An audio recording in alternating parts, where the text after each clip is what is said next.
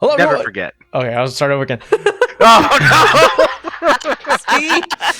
Hello, everyone, and welcome to Arcane Focus for episode 76 for Magic and Mostead. It is our ongoing campaign. We're streaming live, but we are not live. This is a pre-recorded episode. That's why, if you're wondering if there's any jump cuts, that's because that's our baby breaks. As you can see, what our lovely Amber has is our brand new level 0 something. Baby. Yeah. Should Human. he be like level 1? No, Almost. he's level 0. He's considered a commoner right now. I mean, he does hit and slap pretty hard, so he might be on his way to level. He's taking his path right now. He hasn't decided.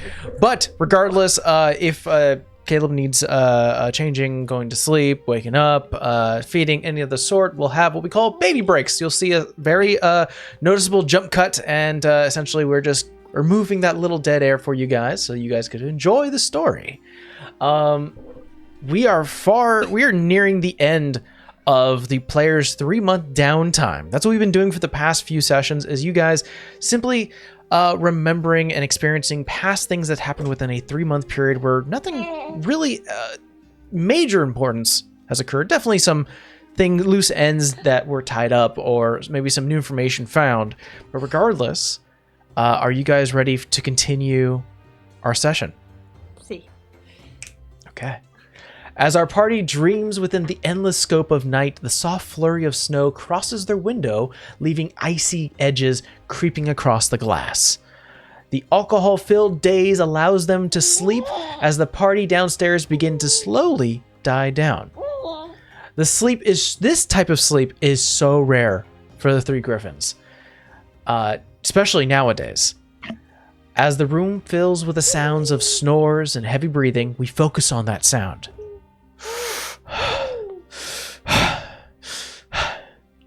The darkness is then brightened to an nth degree. The vision of the cliff-covered inn fades out as you now stand hurt, cold, and accompanied by that all too familiar heavy breathing of exhaustion, of just the end of a fight.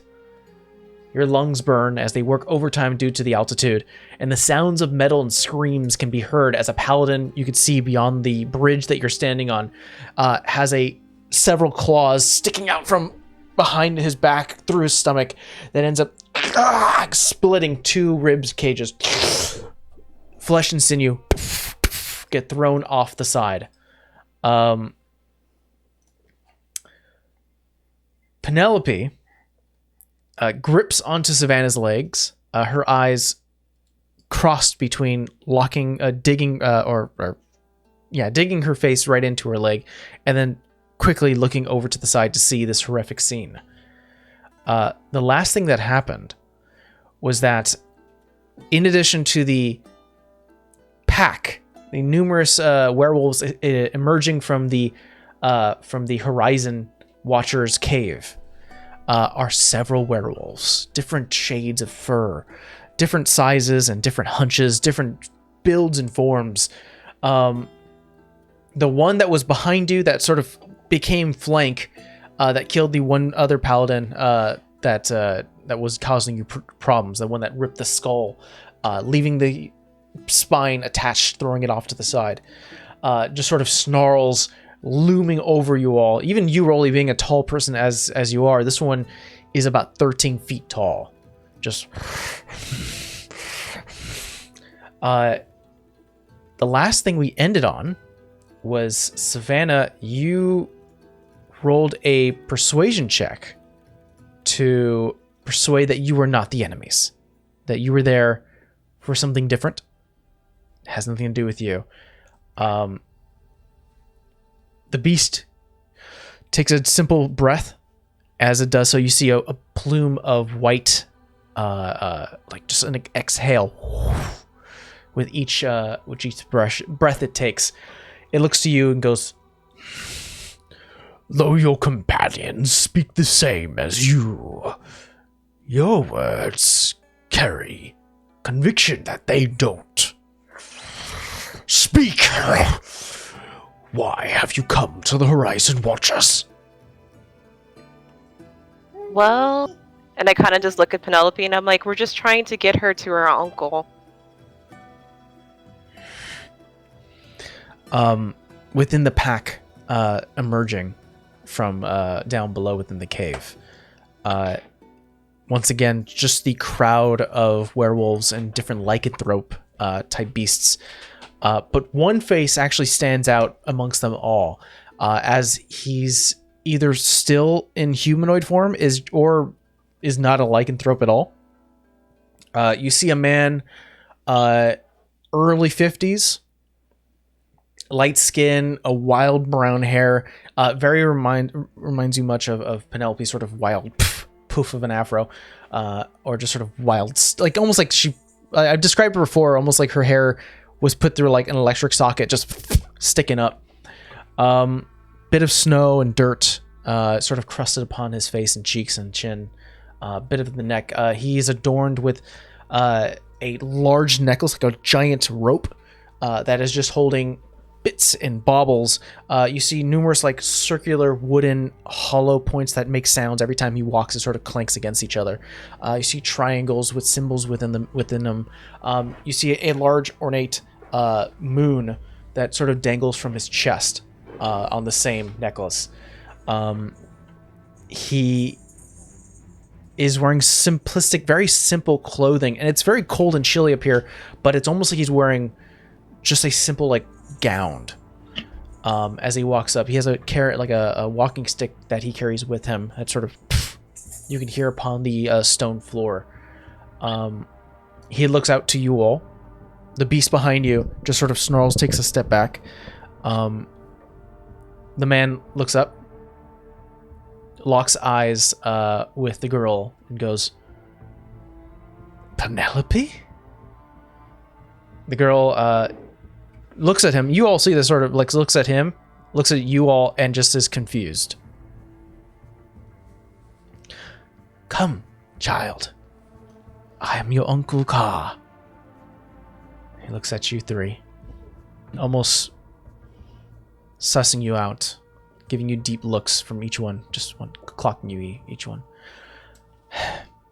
"I know you're scared and confused, but your father has sent you here for a reason. Come.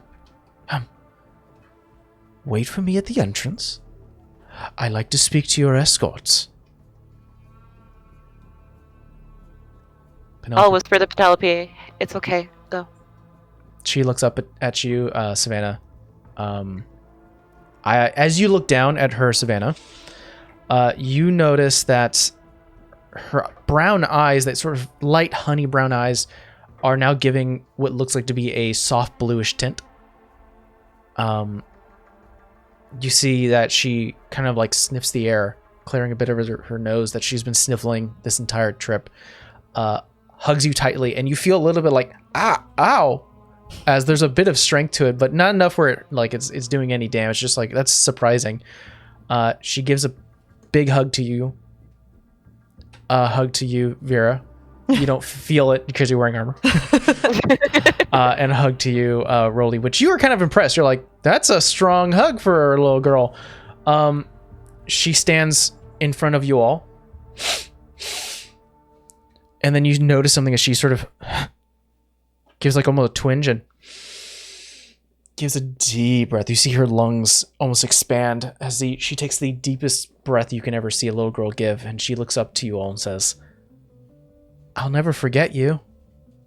And you see almost like a scented memory imprint as she runs off, stopping at the entrance, almost crisscrossing Ka as he sort of meanders up to you guys. Definitely smaller than you, all of you, but can't, maybe due to his old age, he sort of hunched a little. He almost does the same, where he does sort of a deep inhale standing in front of you all. "Thank you for delivering my niece. Your good deeds will not be forgotten, nor will I forget you now." Guess in a weird way that's comforting. What's with I think she just points to like the blood and guts of the paladins. We don't know their name, or the name of their organization, but they are hunters of sorts. Monster hunters, I suppose. It's what the world sees us as. And, in a sense, we are. That may be, but if you hunt down a child, that's the real monster to me.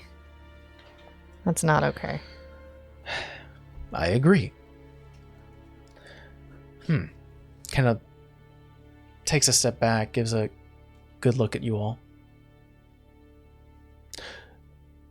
The goddess of the moon has been watching over you. Just as long as the sun has. I can tell.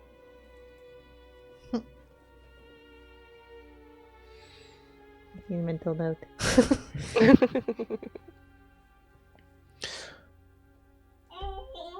Saloon is the goddess of the moon, dreams, and travel. And you all have been traveling more than most people have in their entire lives. A mixture of a blessing and a curse, I'm sure. You could say that. I'm fairly certain that I'm right. Consistent travel makes one worldly. Experiences new cultures, new traditions, but not every destination comes with a celebratory experience. Like a wild mountain wolf, you've picked up your fair share of ticks and bugs, I'm sure. A really big undead tick. Well, I can only smell the experience off you all. I don't know the specifics, but I don't know what lies ahead for you all. But, and he holds up to the effigy, the sort of the moon on his chest. Saloon only rewards those who have blessed her domain with the drive of travel and exploration. He touches his own chest. To act on her stead, I offer you my aid for the great deed that you have just done. I am limited on how I can travel, but I will go if called. The Horizon Watchers, thank you. Hope you don't regret that. It's Vera. What? We're gonna need all the help we can get. If you wish... Go ahead. Thank you. I was saying, thank you, sir. Don't mind her. He sort of nods at you all. Be careful on your way down. And, We're not gonna run into more of them, are we? he sort of looks at the remains, the soft body parts that had been left, the, piles of flesh that are there. I can't say. But I would recommend that if you happen to catch one of us before we've seen you, don't engage. Some of us are still going through transition. And he kind of looks towards Penelope. It's lucky that you got here as quickly as you did. They said her dad is sick. Does they mean the same thing? Well, we can ask. Penelope? She kind of perks up. You see that she's been playing with sort of like a rock within the dirt and stone. Do you remember if you've hurt your father in any way? She kind of like gives a shocked eye and looking around confused. No? I don't think she did. But my sister, her mother, was born with the curse as well. I can only imagine that she may have turned into a progressed in only a few days. Yeah. Well, she's a different one. How so? Well, generally our types when it comes to transformations, our first transformation is usually the roughest. We become what we call the progressed. It's a type of transformation that's midway. At this stage, they're stuck in that form until the next new moon. However, and he kind of looks at her age, sort of how small she is. Most lycanthropy bloodlines don't show any changes until we've hit adulthood. She's very young. We'll send word to her father. Unfortunately, he'll have to heal up and get better, but we're going to have to hold on to her until the next month. We'll train her to control the changes.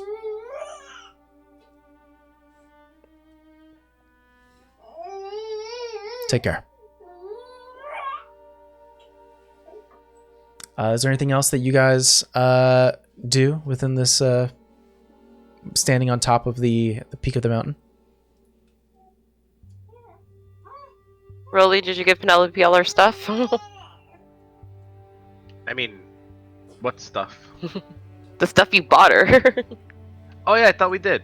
Oh, yeah, you give her the bags and everything. She's like, I got clothes. Everyone else is wearing simple clothing.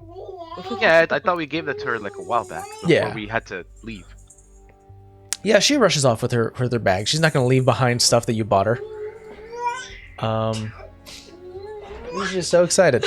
That kid. We are about to end downtime, everyone. So what I'm going to ask is, in addition to the experiences that we just had and the little points that we've touched upon for you guys, is there anything small that you want to complete while you're within this downtime? Scream at a couple of wizards about dumping a freaking lycanthrope on us without giving us full freaking context. For sure. Oh yeah, you want me to do that? Oh no, we could do this together because I'm kind of having choice words. For sure, we're going to sort of do a montage like moment for all the free things you guys want to do real quick. For one, yes, you end up heading back to Alrak and reaching out to Rowan specifically because I don't think Igno knew anything. Roman didn't know. You find out that he honestly just thought it was a normal sickness. The father had a really heavy flu, and is currently is bedridden. Yeah, I think we advise you may want to stay away from him, especially at night. He's not inflicted. Oh, he's just sick. He's just sick. It sounds like. Yeah. How did you not know? Aren't you a chosen? We figured this out halfway there based on just looking at her. He would respond by saying he's only had a few hours with her. He didn't know. It's. I mean, you can roll for if you wish, but I mean, I'll give it to you. Roman had no clue. It's fine. I think I take if there's something left in the shreds. Like if they have a little icon or something off of one of those paladins. Yeah, you could find an icon from one of the paladins. Roll me a religion check as you're holding up the icon. The icon itself, you see, it looks like a triangle with a sword going through it. Okay. Also, your kid's a freaking ninja. I don't even know how he got over there. He's in a different position than when I left him. Okay. Let's see. Religion. Damn, phone lock. Hold on.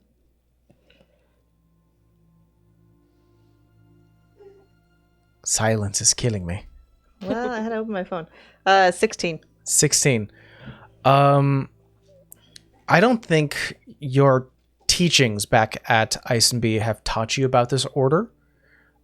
So it must have some sort of religious significance. You just can't tell. What's the symbol again? A sword through a what? It's looks like a triangle with a sword going through the middle. So the point of the triangle is on the top and a sword hitting, crossing through. Okay. Is there anything else you guys would like to quickly do within this downtime? Any point between this 3-month period? I think I messaged Uthiel about that symbol and what we were doing and asked him to look into it because I don't like that. Okay. I will roll with advantage because Uthiel does have access to some royal archives. All right, not bad. I have to... It's a natural 16. Now, I don't believe Uthiel is the most intelligent-based person. Boy's charismatic and hits things. That's what he does. Let's see. Let's see if he has any type of religion boost to that. No, it's a +0. 16. I don't think he knows as well. I think what he ends up going through is a lot of the symbol that you've given. I think what you do find out through him is that this must be some sort of domain-based order. It's nothing in the kingdom. Okay. Yeah, so he's having a hard time finding out details. That, and I make sure my uncle got wherever the hell he was supposed to get. I mean, your uncle is currently with the 3. Oh, fine. Yeah. That's funny though. Well, I mean, you didn't know that. You would know that. Oh boy. I would think it would tell her at some point. I was just trying to figure out what point would I have told her this. The last thing I will. How about this? The last thing I wanted to do in terms of the downtime after you guys had anything free you'd like to do is you all had to meet somewhere before you got to Cilia. So I think it might be fair to say that you may have met up in Varsal, and you guys are free to go to a quick bar. And each of you individually have learned some very interesting things. So we can simply hand wave it and say that you guys have shared everything you've done within your downtime, or if there's something specific or some way you want to say it, you're free to RP. Could we also say this is the point where I get the not chatterbox from Gina Lee? Absolutely. Yeah, you can definitely stop by, pick it up from Gina Lee. So you have the not chatterbox. Are you keeping it or are you giving it to Rolly? No, we're keeping our original chatterbox. I'm giving the not chatterbox to Rise. Okay. She's not currently at your bar at the moment. You get a sense that she's currently busy working. She's going to come find you. But I'm asking, who's holding the not chatterbox? I guess I'll hold it. Got it. Yeah, because that's not my idea, not my bag. Do you share that with the crew that this tiefling woman wanted the box? Well, Rolly knows. I'm going to have to explain to Vera what happened. So I'll explain to Vera, like, this is what's going on. So we currently have 2. I don't trust her as far as I throw her. So I got her a replica. I'm surprised you just didn't ask me, but okay. Ask you what? Because I can do the same thing she can do, but okay. I don't know. It just made sense. Oh, you mean us, right? Okay. Hear me out. They're paying her. They like you. They don't like her. They can't afford you. We need you more. I work in favors. They could always owe me a favor. I think they already do. All right. Please tell me if there's anything else before I continue. No? Okay. Don't think so. You guys awaken as the soft morning light cuts through the snow-covered trees as you all start to wake up hungover. Currently, you have disadvantage on all attack rolls, saving throws, and checks. The light searing a hole in your brain, mouth dry, and the sound of the wooden floorboards that you walk upon as they creak start to cause your eyes to flutter and shake. What would you guys like to do in the morning? Oh, I'm great. If we're that bad, I'm probably gonna be like, Vera, fix it. I can't do this today. Oh man, right out the gate. If we're that bad, yeah. Hold on, because then that means I have to burn a 6. Oh wait, maybe not. 2 6s. No, well, it's a 5th level spell, but there's 3 of us. I only have 2 5th level spell slots. Wait, can I do this with lesser restoration, or it has to be greater? Oh, that's a good question. Lesser's easier. Let's see. Lesser restoration. That is a good question. Hold on. Let me get the mini horse that's kicking the floor. I will say, it says here that you can end a condition such as blinded, deafened, paralyzed, and poisoned. I would say alcohol being, Alcohol poisoning. well, not alcohol poisoning, but definitely alcohol's as a, just it being it, is technically... It's toxic to the body. It is toxic. So I will say you could do this with a lesser restoration. I feel that's fair. All right, we got a confirmation. Powerful cleric and group heals hangovers. Great use of her power. Yeah. Oh man. Imagine having divine intervention, if you will. For reals. Easy enough done with your approval. You've gone ahead and lesser restoration each one of your party. So go ahead and mark down 2 level 2s or any other way you want to do that. Or 3 level 2s, I should say. Yeah. And yeah, that blaring glare of light as you sort of feel the warm light touch. It's almost like Vera is able to place her hand upon your shoulder and control the light that goes into your mind, and it slowly starts to soften, and you feel your brain almost start to relax. That tension is released as you... Oh, finally. Normalcy. You still feel like that dryness in your throat. Like, you're still like, ah. But you know what? You're not hurting. I can think again. I'm gonna go outside slowly. Gotta go charge up my shield. You go charge up your shield? Okay. Yeah, you guys can go downstairs. The smell of food is already wafting in your nostrils. Edna is not there right now. She's currently nursing her own alcohol-induced condition. You see what looks like to be like a skinny human, like helping hand who's currently taking over the morning shift, as there are a few people who partied way into the night who have decided to bunker up down here within the bar space, taking up small corners and maybe taking up a table or two to just rest their heads. The bar hand who's currently helping is currently like wiping a bit of drool coming from one Goliath's mouth as he's like, he sees you guys come downstairs and he's like, good morning. Good morning. Can I look for the guy that Rolly challenged? I want to see if he's still passed out. Oh no, he's not here. He had a room. Oh, okay. Someone go check on him. Make sure he's still alive. Oh, we helped him up. I didn't, but the staff did. I'm like, here. At least you didn't sleep outside. I was Oh. actually worried about that. We tried to, but he said he already had a room, and he held up a key saying, no, I'm sleeping in. So he broke the terms of the contract, did he? Interesting. Rolly's not that big of a deal. Do you guys want food? Yes, please. Okay.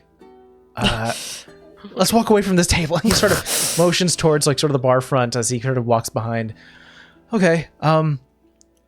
Coffee, juice, more drink? Yeah. No more drink. Coffee. Coffee. Potatoes. Potatoes. Let me check with the back. I think we do have a potato platter coming in right now, as well as some really greasy bacon. Yes. Gotcha. I'll put you down for a breakfast platter. Walks away, starts to take care of that. Some people, you see the door from outside opens up, a small waft of cool air comes in. Some people are coming in here for a morning meal. They sort of give a stuffy nose towards the group of drunkards passed out on the side. But what are you going to do? It was the day of founding, you know. You hear some chatter as you're waiting for your food of some talk about how Oscar and Feck have a scheduled meeting or announcement, I should say, around 2 p.m. To address the town for the voting that's going to occur tonight. You hear things like, "Are you going to make it?" "Well, yeah, I'm going to make it. I want to make sure I'm voting for the right person." "What about them?" Sort of motions towards the drunk people. Well, someone's gonna have to kick him awake. And they start to talk amongst themselves.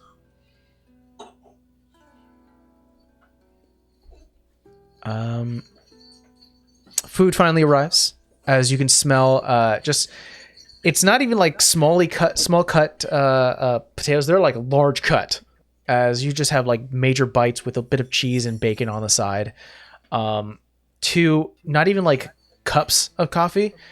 There are no cups in here within the Cliff Covered Inn, so they put it in steins, in wooden steins. Just you can actually see the steam arise from the cups themselves, as well as the platters. Just the smell alone, being the first people downstairs who are awake and active, and who got their food first, some of the drunkards start to wake up. Just the smell. It's like that size coffee. They need to give you that when you have a baby. Here you go. Good luck. It even has a lid. It's just like steam of hot coffee. Yes. That'd be a gold and a half, so 15 silver or a gold and 5. Just put 2 gold on the table and slide. Keep the coffee coming. Oh, can do. So I should take care of you guys.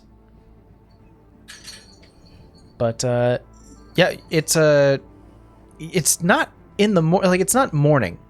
It's hard to tell, but it's very bright outside already now. It's afternoon. I would say, is it like midday, like 11, 12, around that time? The guy, if you ask, the guy goes, it's going to be 12 right now. Oh, okay. I thought you were going to say 2. I was going to say, shit. We're expecting at least some activity outside for the, the announcement. It's, kind of the last-ditch effort for the candidates to sway voters.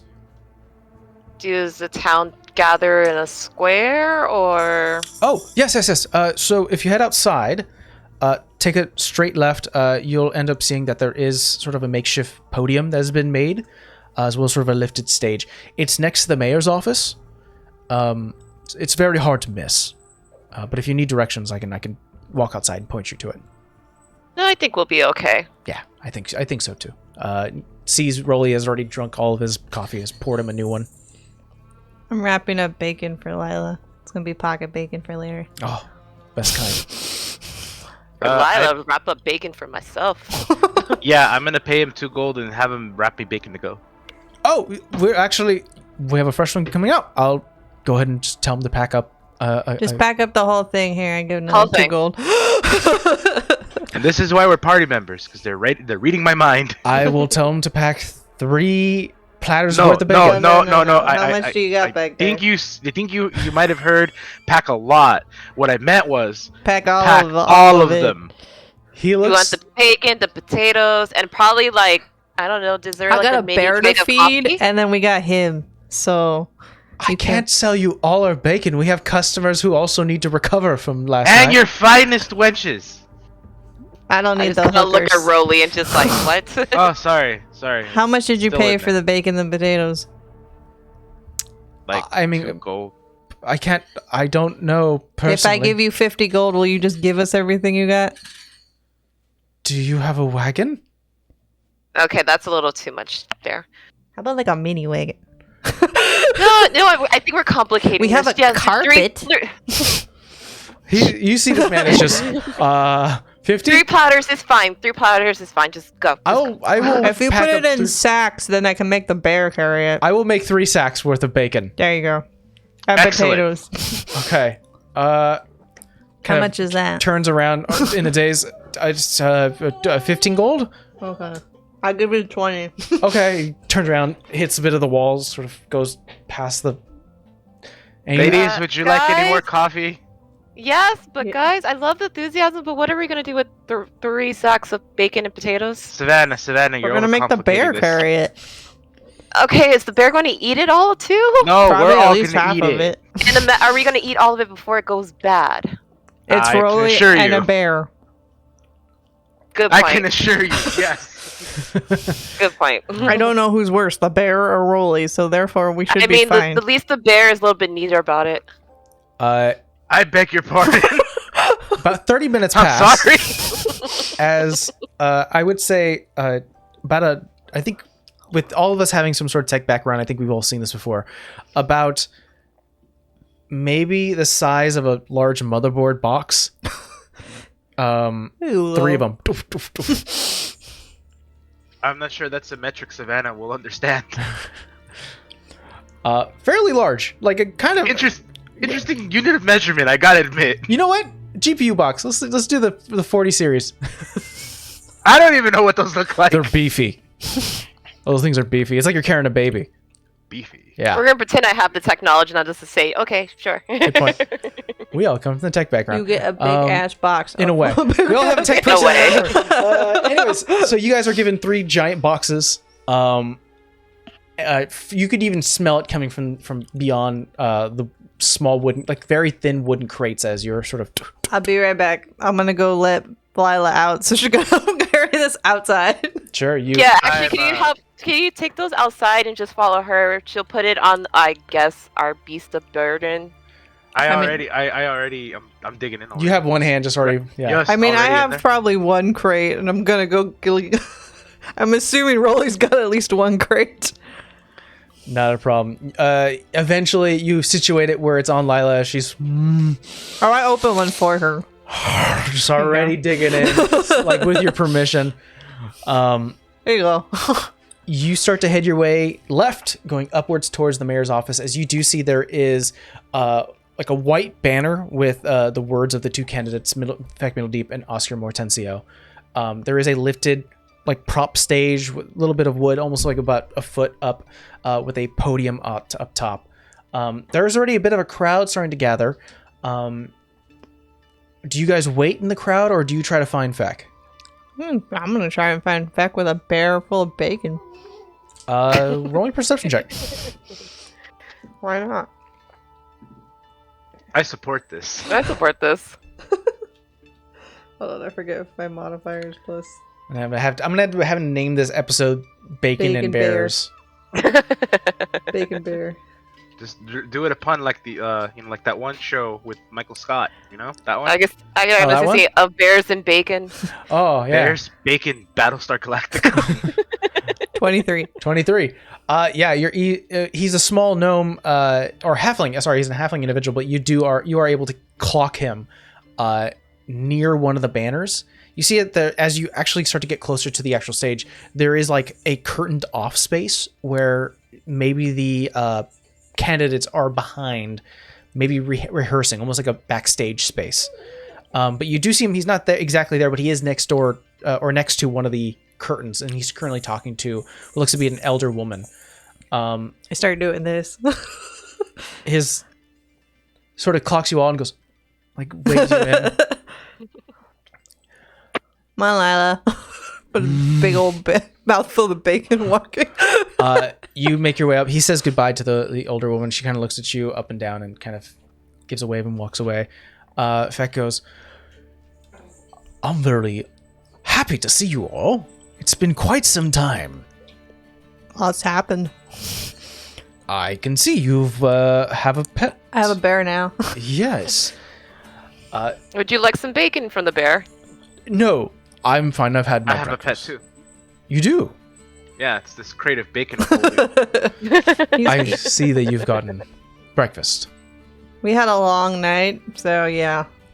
Yes, the day of founding. Plus, that one doesn't eat a light breakfast. That's not a thing. I'm going to be quite honest. I was worried that none of you were going to show. I mean, Well, a promise surprise. is a promise. Well, I appreciate Surprise. that. People of your word. I appreciate that. How's it going? Well, certainly has been an interesting campaign. Today is going to be the last ditch effort I have to sway voters towards me. There have been polls taken so far, and the last poll that shows that there are about 20% of the town is for sure going to vote for me.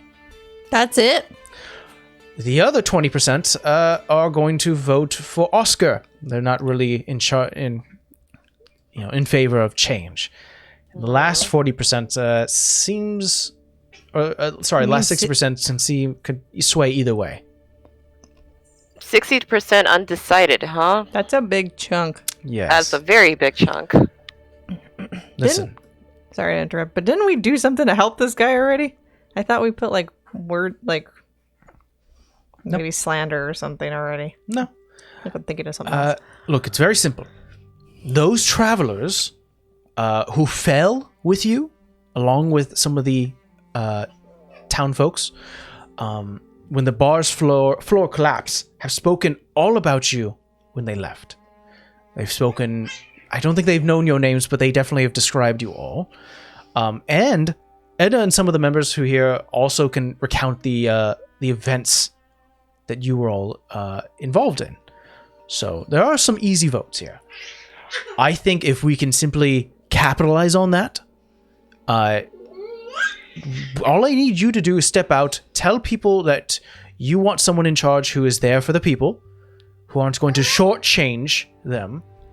Or feed you to a spider. Or features and is looking for the growth of this community and needs a leader who can adapt to the future. I think we can sway those voters. He kind of looks around. He goes, I haven't seen Oscar all day. And knowing him, he's probably inside his office. Being prepping. a wimp.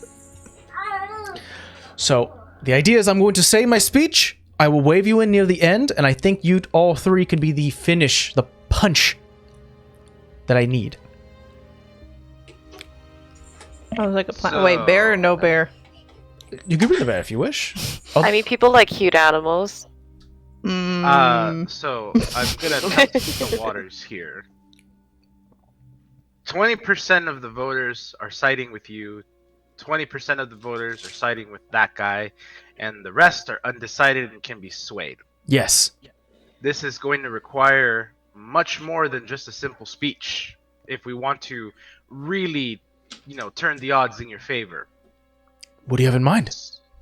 So I feel like maybe a more direct approach would be better. See, follow me on this. In my travels, I've become a little bit more learned, if you can understand. Okay. And I noticed that, well, if there's two of you, then the vote could go either way. But if there's only one of you, Broly, the vote can only go one way. Broly, we are not trying to dispose of the competition. I never said such a thing. I am more implying something along the lines of, how do you say, unexpectedly absent. Are you sure any wrongdoing won't cast suspicion on me? Not if it's done the right way. Do you have a solid plan where this can't be recognized as a sabotage on my end? Oh no, I'm simply the idea man. I don't do the execution. I see. Well, unfortunately, I haven't thought of that of a nefarious act. I appreciate the offer, but yeah, he sort of looks at his own he has actually a watch, sort of a very archaic one. He's like, we have about maybe a half an hour until my speech begins. I don't think I can execute anything in that short of a time. Are you confident in being able to execute a speech in that short a time? I've been prepping Pretty for sure months. it's already written. Oh yes. Can you send it this way? Can you give it to me? Let me take a look. Of course. Moves his unzips his jacket, pulls from an inner pocket, hands it to you, and it is a 3-paragraph speech. I'm not going to read it all out, but it does call out for a change, sort of some wrongdoings that Oscar has been accused of, especially shortchanging, extra charges, expenditures that he's done on his own personal gains. He's bought himself a second house type of scenario. There are mentions as well. You see at the very bottom, 2 alternative endings. One where you guys are not there, who if you didn't arrive, and another one if you did arrive. And it does sort of insinuate, if you don't trust my word, you can trust the heroes that saved not only visitors, but also our own townsfolk here. And it was going to leave it up to you guys to sort of I vote for these guys for effect. This is my person, and sort of give a good push that way. How slanderous is it? I would say the second paragraph is the first paragraph is all about like boosting himself. Second paragraph is all about slandering Oscar, and the third one is either another boost or offer to you guys. Okay, with my +0 to charisma, I'm gonna tell him. No. This is all wrong. No, you have the right idea, but the wrong approach. You're telling people who don't want change to change. That's not the right approach. How you need to approach it is this. And I begin to tell him how instead of starting to bump himself up leading into that change, he should instead talk about how this guy's stealing from them, how this guy is taking advantage of them, how this guy doesn't care about them, and that they really should have someone who's looking out for them. Should I switch the paragraphs? Maybe. Now you're thinking. Now Yeah, you're actually. thinking. Okay. Now you're thinking. He kind of gets like a little quill and he sort of writes a 1 and a 2 and sort of puts in different. All right. I can do that. Yes. Do not lean on the fact that you are better. You need to lean on the fact that this man is the obvious wrong choice because he doesn't care about them and he just wants to take from them, and that's how he wants to live. Where everyone is suffering, where the poor are poorer, he has bought a second home. That is what you need. That.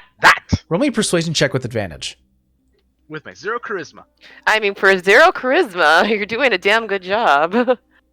Again, I am the idea man, not the executioner. I mean, you're also the only one doing anything with the silk feck. All right, and it was what check was it again? Persuasion. Oh, fantastic! That's a flat 11. Flat 11. So good. I moved him to tears. I think what ends up happening is that you are like, do it, and you're crushing the paper, his speech, as you're doing it, and he's like more concerned about that. He's no longer worried about. I'm gonna unbend that. Thank you. Do I notice them trying to take the paper from me? Yeah. Okay, I say, guys, what do you? You're crushing. Oh, paper. I see. I look back at Fleck. I'm like, is this literally your only copy? No, I have a second, but I'm Okay, going to good, take that good. from you because it seems like you are very hot right now. Really I likes feel campaign work. I feel very strongly about this. All right, as a paying citizen. All right, I pay my dues. I expect to be treated with respect and dignity. I think he looks to you, Sven, and goes, "Weren't you his manager last we met?" Something like that. Okay. I manage myself now. I see. I'm going to go ahead and take this. And he takes the paper. All right. I'm going Just to remember what I said. put that away. Get the spare one out. You see the older woman walks up, sort of white curly hair, goes, Mr. Middledeep, are you ready for, we're going to have you go first. He goes, I am. Thank you, Dolores. Okay, follow me. Let's have you wait in the back, and then when I call you in, I'll leave it in your hands. Just remember what I said. He gets introduced as the older woman sort of walks up to the podium and goes, fellow town, here, I'll actually have it written down here. Our bright city, little city, is quickly growing, and with its growth, we look to the future of its leadership. Tonight, the future of Cilia belongs to its people. We hear today from 2 candidates, both pillars of the community, the owner of the Spider Silk, Mr. Feck Middledeep, and our current mayor, Mr. Oscar Mortencio. I leave the final debate and speech to Mr. Middledeep, who may lead us in this charge. Mr. Middledeep, you have 5 minutes. He walks to the podium, gets on a step stool, being sort of his halfling size, peers over, clears his nose, and slams his fist onto the podium, and immediately, with the same energy that Rolly gave before, starts to immediately go, you need a mayor who isn't like this man, and starts to go off about the second paragraph as he starts to talk about the awful corrupt moments that Oscar has been involved in, continues forward by just painting him in the most slanderous way he can, then switches the gears and starts to go off by going, "You need a man like me, who's been there from the very beginning in the drudges of all of our retailers who have been catching the eyes of," and starts to go off and off and off and off. About 3.5 minutes within the speech, as you start to notice sort of the same wordings that he's showed you within the speech he's made for himself. He goes, "Today we are graced by the heroes from last year's founding celebration. I'm sure their words will ring true, and perhaps sway you all on whose leadership is best for this beautiful and wonderful town. I greet you, the heroes of Founding Day," and motions to you all to head upstairs or head towards the podium, and sort of lets you all have a moment.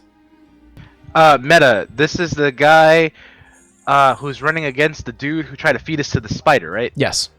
Okay, excellent. Excellent. I wait for the rest of my party to start moving, and then I will follow them. Yeah. Alright, I guess we're walking onto the stage. All right, yeah, you guys all walk in the stage, and there's about a crowd of maybe about 50 people here, a little more, as people slowly start to combine. You see more heads and heads and heads, but they are waiting to hear from you. Rolly, you want to take this one since you're still full of enthusiasm? Absolutely. It'd be my pleasure. So, I'm going to tell the people, I am Rolly Barnwell, adventurer. I've seen many things.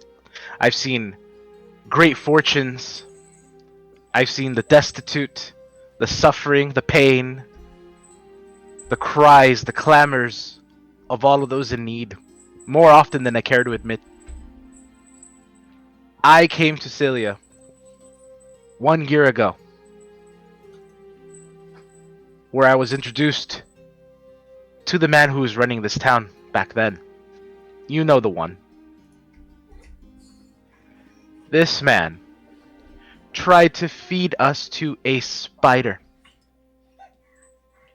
What kind of person, what kind of human would feed his fellow man to a spider? What kind of man would bend the knee to a monstrosity threatening him and his village? I'll tell you who. A coward. A cheat. A thief. This is not someone you should be calling the leader. You need someone who is strong. You need someone who takes pride in what he does. Someone who is selfless. Someone who is righteous. Who will look out for you. Who will be there when you need him most. Citizens, I tell you now, that man is not Oscar. That man, and I point to Fleck. Yeah. Is standing right before you. And you start to hear claps. Is it so? I'm gonna leave this up to Amber for a particular reason here. What's happening? Hold on, I'm gonna find it for you. Wait, what? Uh-oh, I'm in danger. No. Oh, thank you, Caleb. I'll say that because Rolly was currently busy doing this sort of a speech. Vocal. I don't think it works the way how I want it unless you want to mod it out. It's vocal, so I'll say that Savannah, good luck. Huh? I guess to just say good luck. Yeah, there's something in addition to Vera's good luck before Rolly stepped up stage that Savannah you recognize. It's sort of a spell. So it's for attacks though, but I'm saying if you want to use it for this. Let's see here. I'm trying to read what this does. I don't think this works the way you think it works. I know, that's why I'm asking. Does the class want to share? That's what I'm saying. No. She's casting a spell called Motivational speech. Motivational speech. I've never heard of the spell before. Hold on. Acquisitions Incorporated. What is this? Ooh. Is this this might be an Unearth Arcana spell, and I might not accept it. Ah. Well, my class is that's why. Oh, good point. Yeah, I know that, but we've agreed to that one.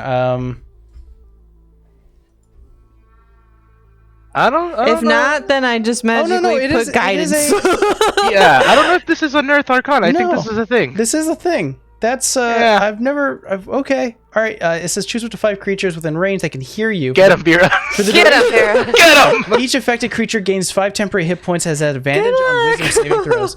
As an affected creature hit by attack, it has advantage on the next roll. So this won't affect his speech, but the fact that you've casted motivational speech, I'll say instead of 5 temporary hit points, Rolly has a +5 to this persuasion roll. Okay, well then I mark off the spell slot. So whatever you roll, you're going to roll a persuasion roll right now, Rolly. And either that or I will allow either a persuasion or performance. Performance. Roll whatever's Okay. high. And then you add Whatever's a higher. +5 to it. That's a +9 in total then. There you go. Look at me, I'm so persuasive. Yeah. Caleb's excited. Yeah. Caleb's sarcastic right now. He's like, yeah.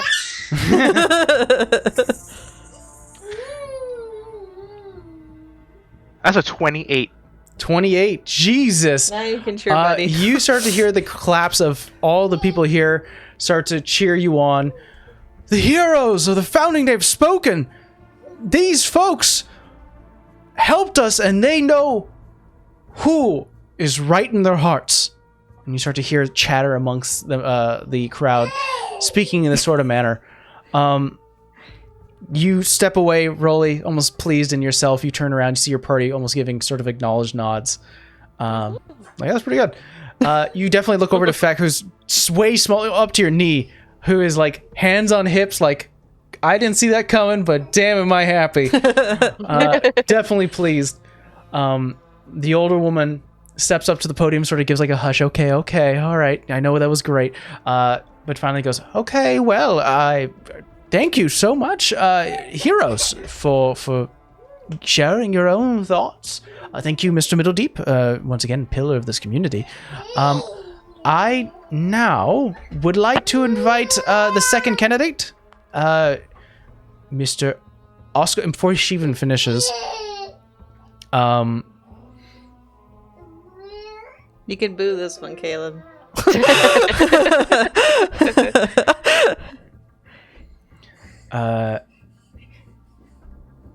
Let's see here. You hear the voice of Oscar go, well, sort of the skinny looking orc man who already opens the door, almost like kicking it open from his mayor's office, just right there next to the podium. I'm not sure what kind of tricks you're trying to play, but I believe the true heroes of this town wish to cast their own vote. Mr. Murdeep, you're certainly a crafty young one, but I think you're missing the point. Sort of steps outside, and following behind him is a very large-looking half-elven man, mace attached to his back. You see tight clothes, a wooden pelt across his shoulders, a black-furred Leon, sort of a mane crusted outwards, smaller in stature but wearing gray bands over his forehead, just wearing black coated leather that covers him, and then what looks like to be some sort of Fey touch woman with what looks to be thorns and like branches sticking from her top, almost she's like carved them into horns, with a bit of leaves draped across her chest. A heavy gray metal symbol of the kingdom rests upon her shoulder as she steps out, sort of sauntering. He smiles and goes, "Our guests of the evening, and he motions towards the three behind him, are the true heroes who saved both guest travelers and citizens alike. He steps up to the podium looking at you all. My turn, folks. Motions you to step off the podium. How close is he to us? It's like 5 feet. Can I cast Zone of Truth? You start to cast spells. I was like, that's gonna mess that up. No, I'll be good. Okay. Do you step off? Well, I'm where I am. Yeah, but he's taking the stage. Oh, yeah. Are you stepping off the stage? Yeah. Okay. I'm gonna go sit with my bear.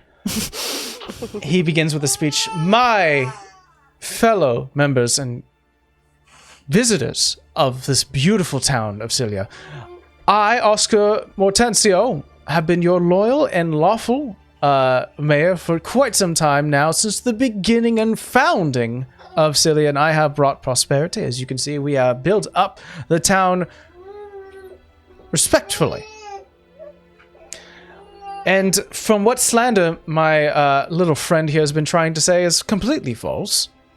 He relies a lot on what I provide, and to be honest, his guests, false as they are, speak a tale that is true in a way, but not with them, but with the true heroes.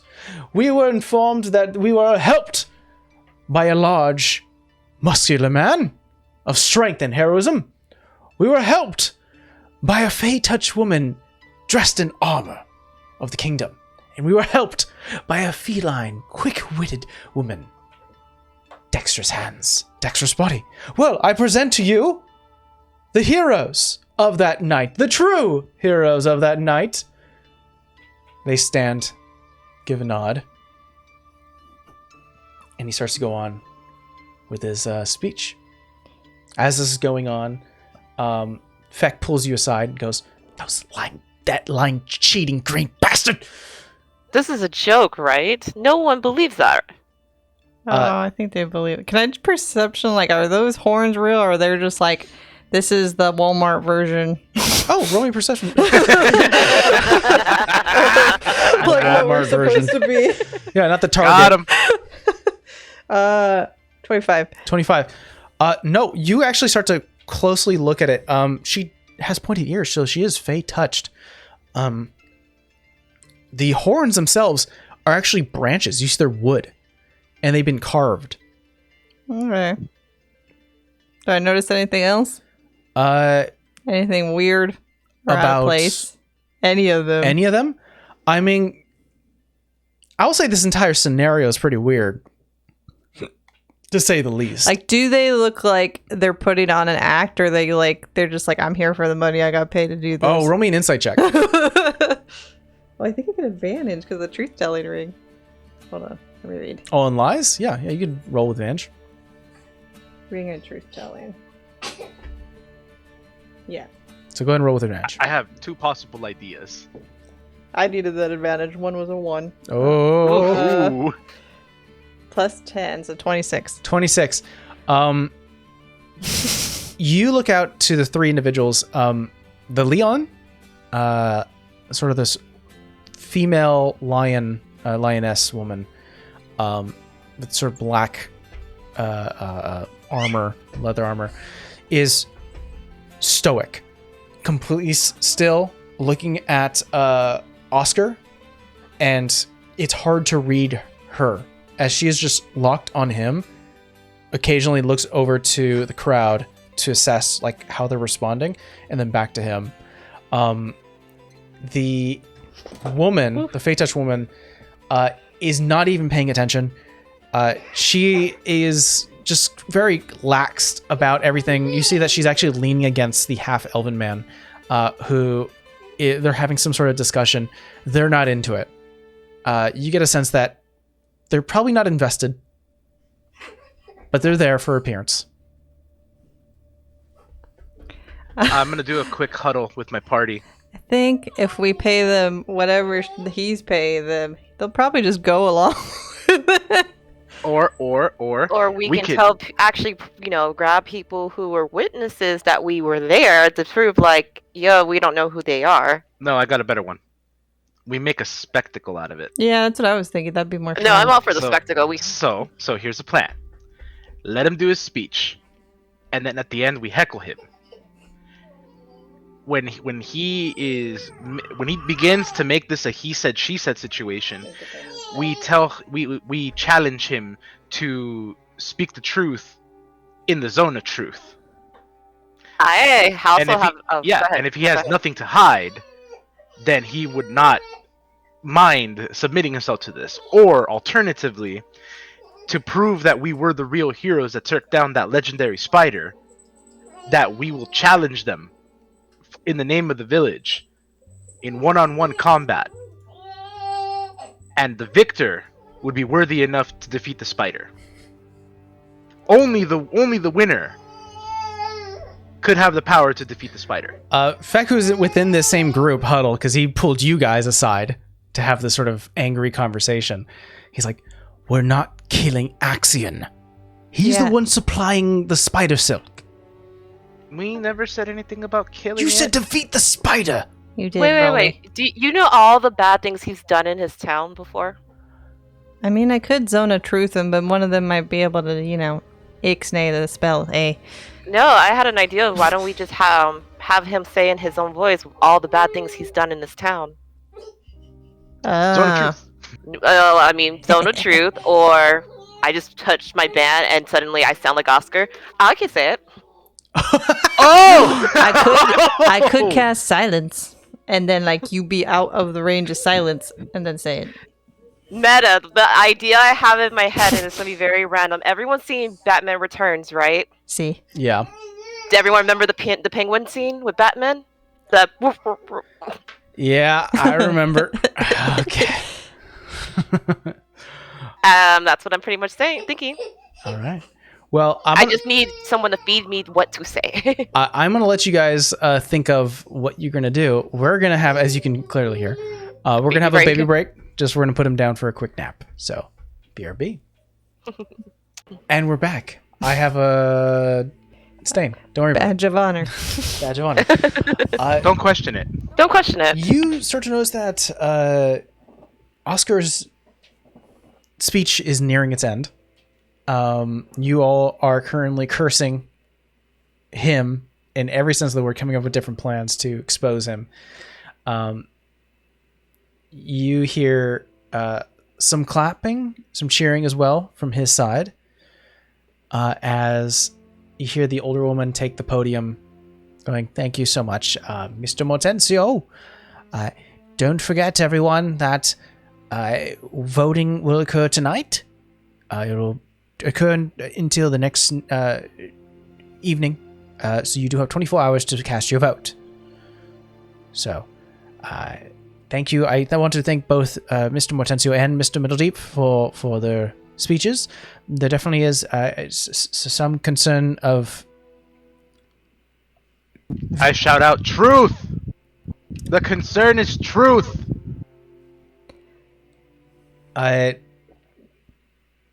Yes, she's almost stuck in what she should say. I guess there's a bit of concern in terms of validity, who really was, I guess, during that night. It's not like an offense to parade around in armor that doesn't belong to you. Do you say that loud? Yeah. The woman picks up, her ear almost twitches a bit. She turns around, smiles, goes, "I'm so sorry. Are you commenting on my armor?" What troop are you from? "With troop? This isn't a troop armor. I am simply of the kingdom." Who's your higher up? Yeah. Who's your general? General? Yeah, that's how the hierarchy works, honey. I don't have a general.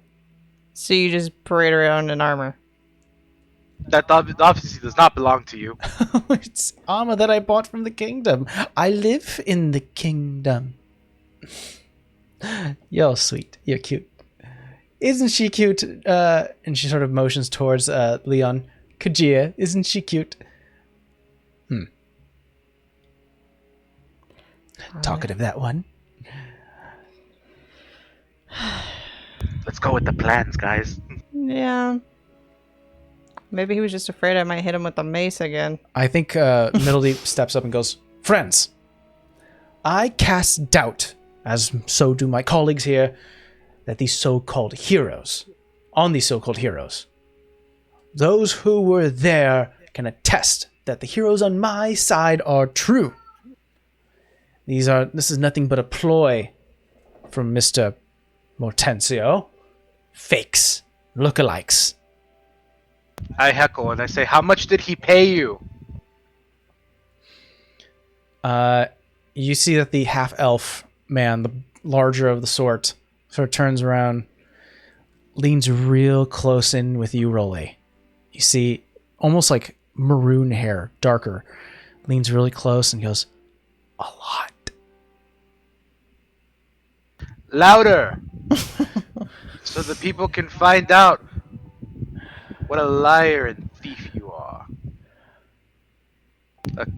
What's the word? What's the other word for mercenary? I always forget what it is. Oh, A sellsword. There you go. A common sellsword. Nothing but just a figure. I think No substance. Oscar sort of puts a hand on his half-orcish chest and goes, "Fakes? Sell swords. Come on now. What do you take me for?" A liar. A cheat, fool. A thief. How's your desk doing? Fine.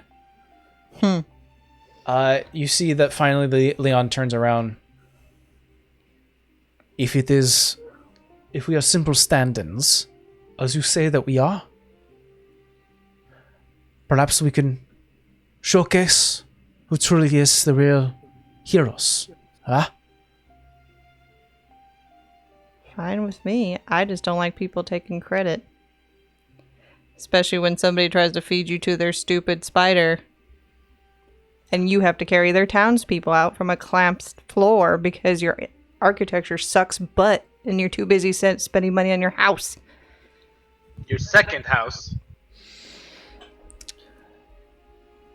How many poor soldiers, how many poor people have died because of your short change?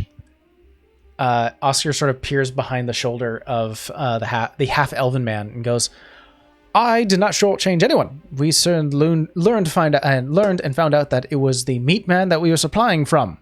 Not of my volition." And you should have known that. You're the mayor. You just were going to serve us up on a plate. And you didn't care, right? Not true. Not true. If you're as innocent as you say you are, all of this can be decided easily in a simple zone of truth. Yeah, we don't have anything to hide. Do you? Absolutely. I think the woman turns towards the crowd and goes, "We have nothing to hide." And sort of does this a little bit, almost shows up a little bit of her body as she sort of sways a little bit, turns back around. "We are fine with that idea." I think I just look at Oscar if he's fine with this quote-unquote idea. He nods. I don't trust He's that scheming inside something. chick. He's scheming something. There's something wrong here. Inside chick. Insight check for what? If he has something up his sleeve to pass on a truth. Okay. Get advantage. I will take advantage. 21. Oscar has no idea what's going on. I think with that insight check, you look over to the woman and she is chill, smiling, and just almost expecting. I'm just going to lean over to Feck and go, he either has no idea what the hell Zone of Truth is, or he is this stupid. It has something up his sleeve. Do we all notice that, the elven woman is just like, oh yeah, I'm totally okay with this? I think with Vera sort of motioning towards you guys, you can be aware of it. He may not, but she might. I think he hired a hooker. Hey, listen, my sister dances for a living. This looks like one of them. Not sure if that's something you want to disclose to the public. She's not a Vera. hooker. She dances. I'm just saying she's a little. How do I put that? Airheaded. Same. Kajir, the one that you did get a name for, Leon, sort of steps forward as some of the crowd is actually starting to disperse as they're like, I'm not going to be here for a fight or anything, but some of them are staying to listen. You see he walks up towards you three and goes, if it is conflicting magic spells that you wish to cast, I will let you know.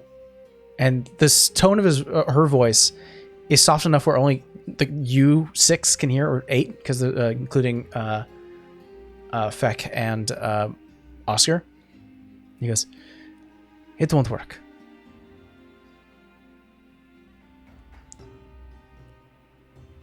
And I think she sort of riles just you 3 together, sort of close enough, and goes, it is simple contract. I know this is not the best way to make a greeting, but we are being paid to lie. How much? Does not matter. It does. How much? It does not matter. It does. It So does what does if he we have on? What does he have on you? What can we do to get you out of it? It does 'Cause not. he's not worth it. He's not worth it. We have signed contract. I am bound by word to do this. Magical word? No, it is my honor. I finish contracts. It is mine. I have a reputation to uphold. You're doing it the wrong way. Depends on what type of reputation you'd like to keep. So what reputation do you want to keep? That upon agreeing on contract that I will finish it. No matter what that does to your character. No matter what. That is my character.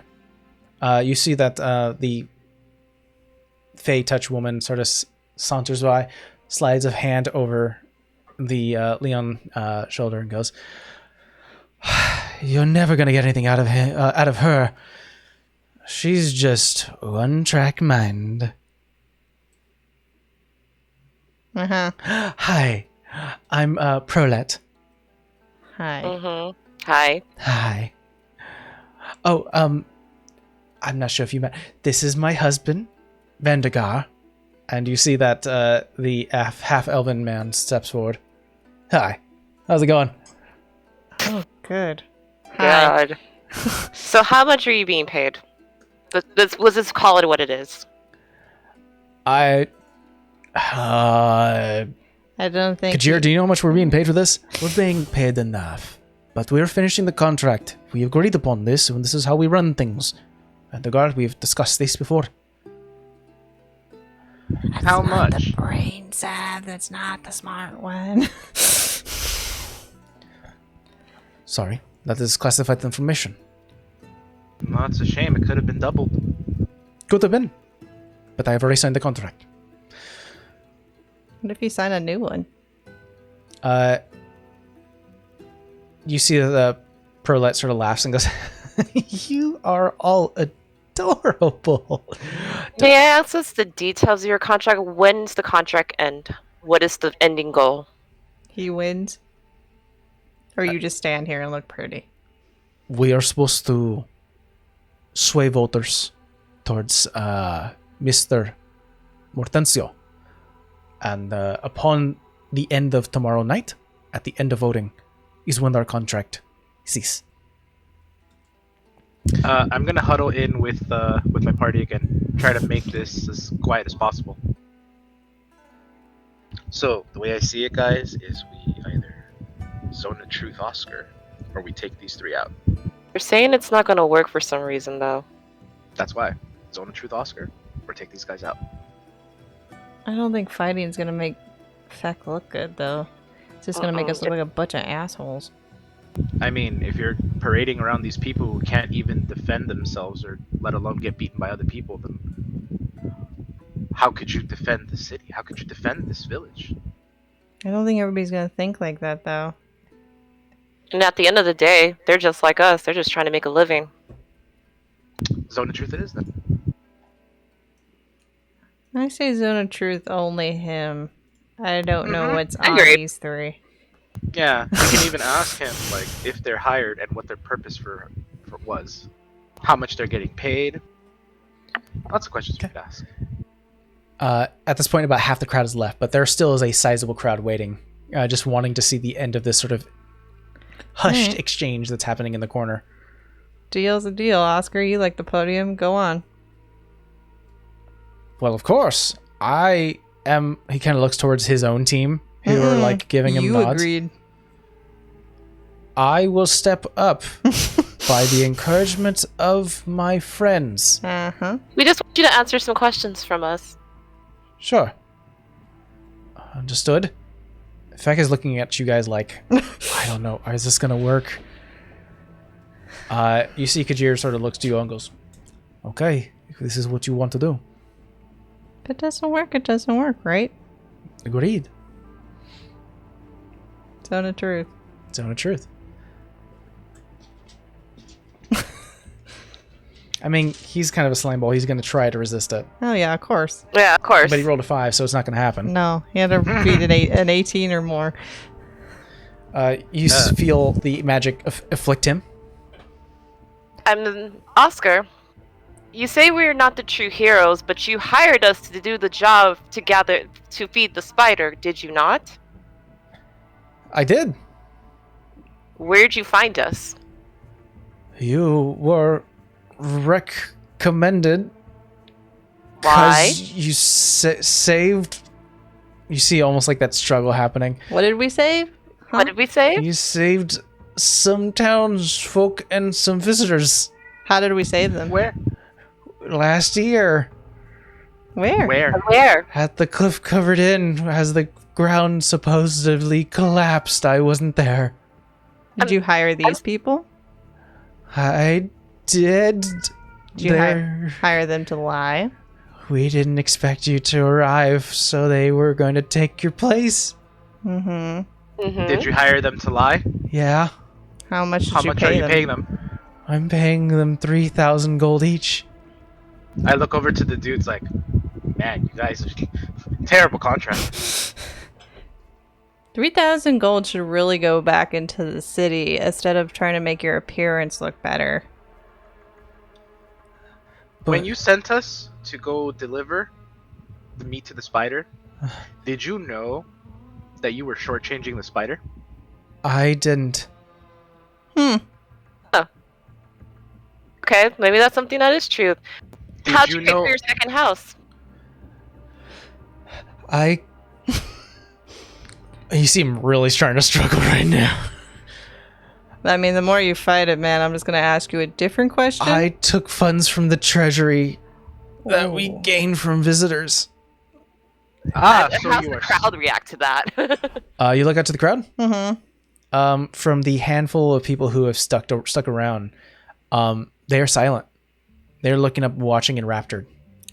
Is there a way, out of character real quick, Sav, you don't have anything to amplify his words, huh? Amplified, I do not. Darn. So I'm just gonna take a moment while all this is happening, and I'm gonna step outside, or I'm gonna step closer to the people and say, if you know someone who should be here to watch this, get them, because this is the most amount of truth you're gonna get from this man. They look up at you, Rolly. They blink, and almost in a simultaneous way. And they look back to Oscar. Oh, Did what you a do cheeky- something? He did something. Yeah. What see did you the do? woman go, yeah, you have your tricks, I have mine. See, I told you it wasn't gonna work. Come on, do you think honestly that was gonna happen? We're contracted to help this asshole. You know, you would have a job if you agreed not to help him anymore. Oh, don't be mad. I like it when you smile. You're much cuter that way. Listen, we're only doing a job, my little gorgeous ones. We lie, we get money. It happens. Sorry. I could knock her out. I'm you trying to should. not let you knock her out. You see the half elven man go, all right, so it looks like we're experiencing like a lot of anger right now. You know What's what? 5 plus 6? I get it. 5 plus 6? Mm-hmm. Hold on. As we were saying. 11. Wow, that's impressive. I thought that would He take can you a take lot it count. Hey, that's kind of rude, man. I didn't insult any of you guys. Listen, You don't even know how much you're getting paid. That's kind of important. well, I'm not the one taking care of the contracts.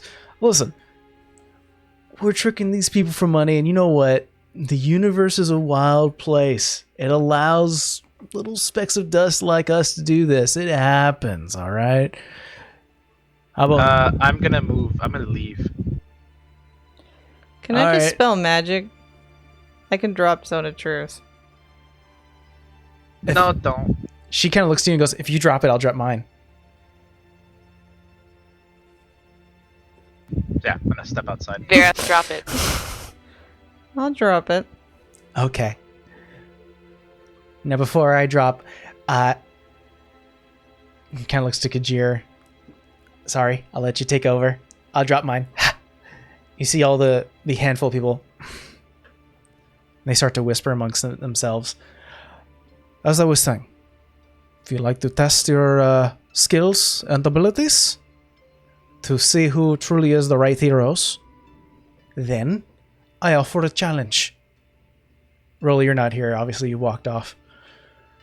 She reaches into her pack and pulls out 3 scrolls, each of which you recognize. Specifically you, Vera, as they house the symbol of the season's bounty. You got paid by my dad? Interesting. Paid by your dad? No, we've taken up jobs. Yeah. Guess whose Guess who dad runs runs the that? season's bounty? Oh, Yeah. well, That's what I mean by employment. then I apologize that we didn't meet in better terms. I appreciate the way the season's bounty provides, especially ones such as us. Anyways, we are known as the Cross Shepherds. And these here are contracts from the season's bounty. It shows them to the crowd. Each of them housing a very deadly creature that is native or at least close by to the city of Cilia. We offer one, and I do not offer easily as I don't break contracts, but I am willing to part with one to finish this one. Just whispers that last part. I will allow you to choose one. What did we get out of it? You just said you're not going to break his contract. So I I'm did going not to say go that. fight a creature for you so you can get money? It is a challenge. Whoever can bring back the biggest creature, or the one the most harrowing first, can prove that they are the most skilled and must have been the heroes of last year's event.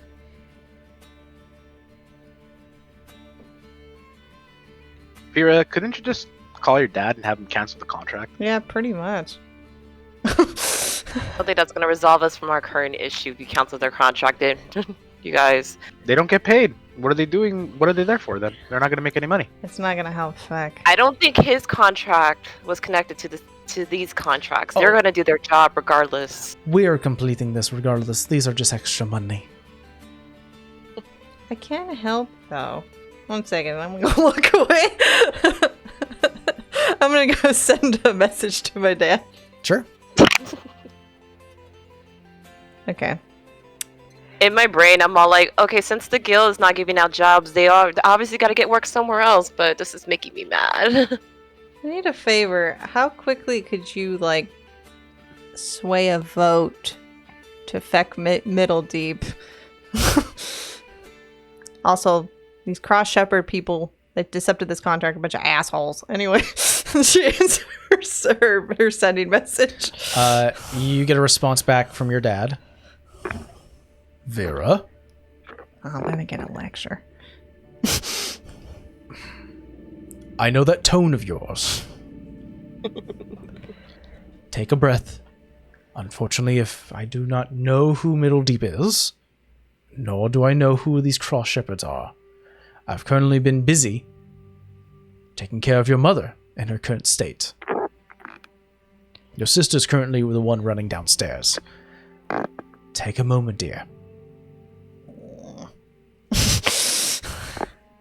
Bunch of them.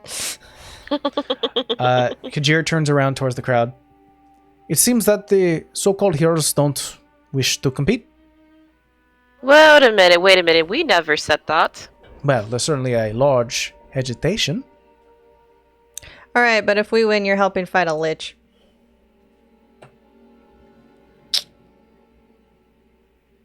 Since you're so great at what you do. We will talk later about that, but I leave it in your hands which one you wish to choose. You are given 3 scrolls. You open up the first one, and it has a illustration depiction of what looks like to be a pale, flesh-covered warthog humanoid with dark fur across its arms and lower torso, rotund in stomach, with 3 pairs of tusks. One protruding from his cheekbones, the other one from his jaws, and another one from a second jaw, or like chin, that hangs low. Large maw, rows of teeth within the creature, and 2 small wings, feathered wings on the back. The name across it reads I'm going to butcher this name, so we're going to try it. Now Feshini. Oh God. Now Feshini.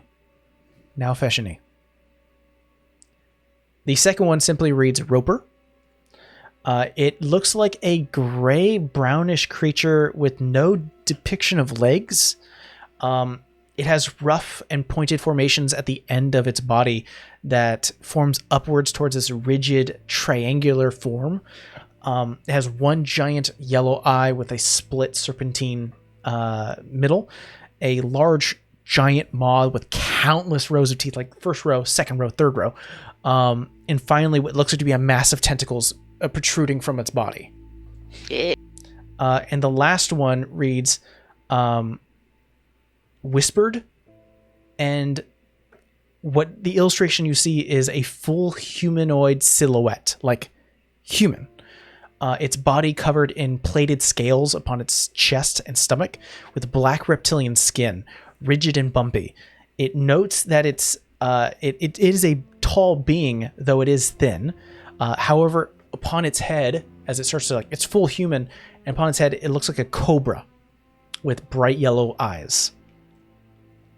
Kajir holds him out and goes, I will allow you to take one, and we will go after our own beast. I don't know about you, but I'm thinking warhog. Same, actually. I don't much like snakes. So yeah, the pig you with do wings. yeah, warhog. Now Fasheen, I think it is. That was machine. Now Fasheen, that is yours then. Good luck. Do we have to do this today, or can we start in the morning? Unfortunately, the voting starts tonight, So we have to go now. Yep. so we are going now. Okay. Hey, you want to bring out the okay. carpets then? I mean, I don't think we're going that far, but we can have it on standby. How far are we going? You can look at the Nalfasheen. It marks here that it is south of Celia, within the forest. It's not like a day, not even a day's travel, like only a few hours. I mean, voting's tonight. Faster is better, I think. All right, we can. Oh, Rolling perception checks, everyone. 25. 19. 19, 25. Also a 19. Also 19. You notice that, you can tell which one you were looking at and which one you handed back. So you can tell, right one was the Roper, left one was the Whispered. They don't carry one of them with instructions. They simply put both away. Almost, that stays there. But I have a sinking suspicion of something here. Savannah, can you detect magic?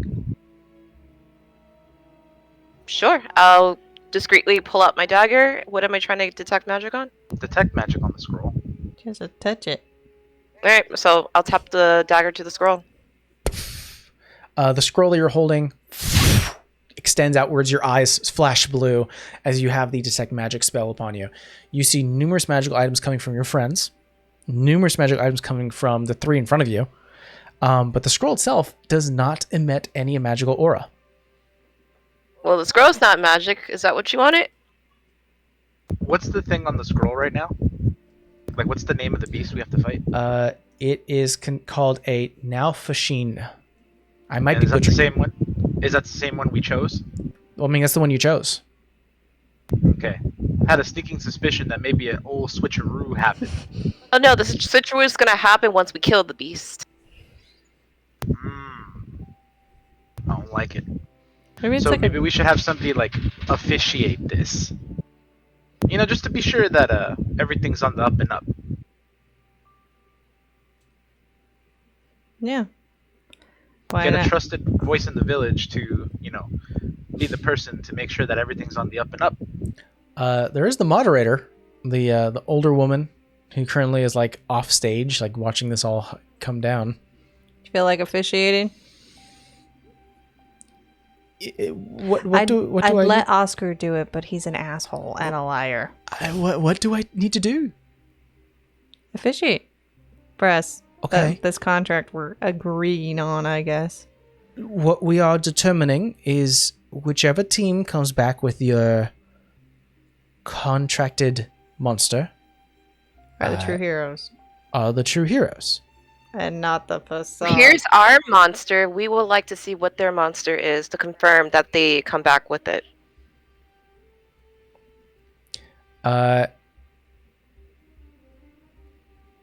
You show yours. She gives a bit of a fright of what might be lurking in her backyard. She looks towards the other team, the Cross Shepherds, as Kajir walks up to her and whispers something. He shows one of the contracts, and he shows the whispered one. That's not sus at all. Why are you whispering? None of your concern. It is if we're entering into a contract. We are after the whispered one. We are entering that in. We simply ask if we would looked upon in a most beneficial manner if we were here first. Way sooner. Are you satisfied?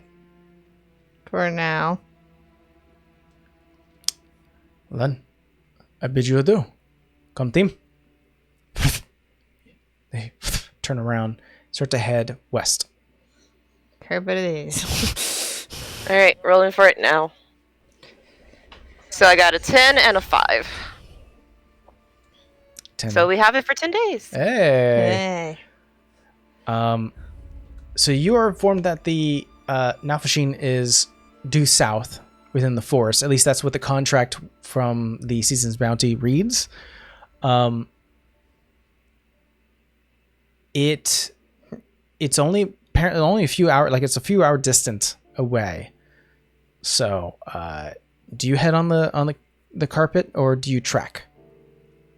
I mean, I want to use the carpet till we get to a somewhat of a point that we could get off. We could start having Rolly track since he's good with survival. So if it shaves off a few hours, that's still good on for us. Okay. Sounds like a solid plan. You guys jump onto the carpet. The carpet speeds off, going due south. The bit of the snow hits each of your faces as it's still the soft flurry of winter here. The cold wind bites your cheeks as you travel for about maybe an hour or so upon the carpet, and as you start to slowly descend, landing on the soft snow-covered ground. I would like you guys to roll me a survival check.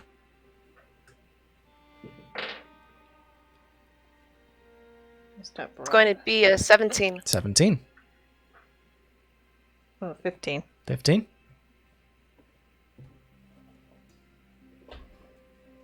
25 for me. 25. Rolly taking lead in this search for this beast.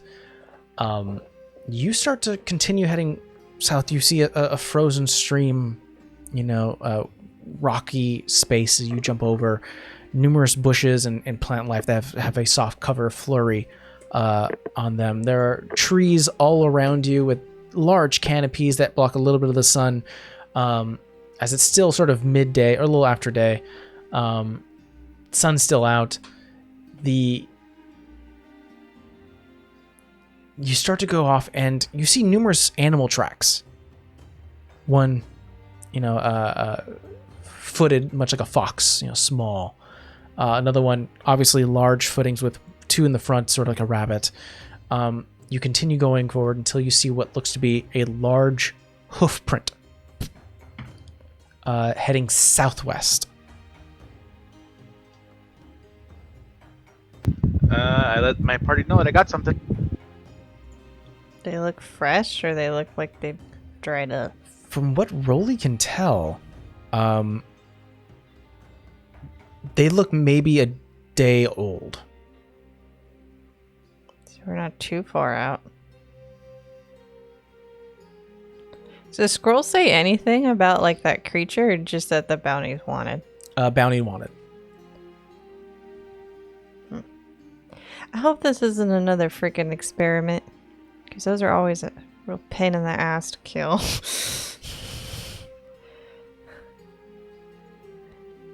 So it's just the hoof prints, nothing like scratches and barks or signs of, I don't know, it's lunch. I'll say, do you guys head towards the path that this creature is walking? Makes them, yeah. Yeah. I'll say about maybe 10 minutes after following the footsteps, as the trees start to become a little more dense, you do see that there are clear signs of something rubbing against the trees, almost like something walking through and having to squeeze past. Roll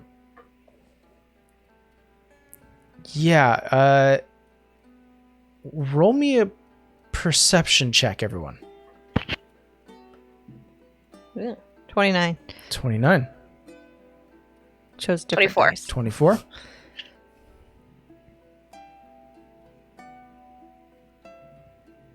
That is going to be 22 for me. 22. You continue forward, and all of you rolled very well. You actually start to smell something cooking, like cooked meat, and then the very familiar smell of burning wood from a campfire.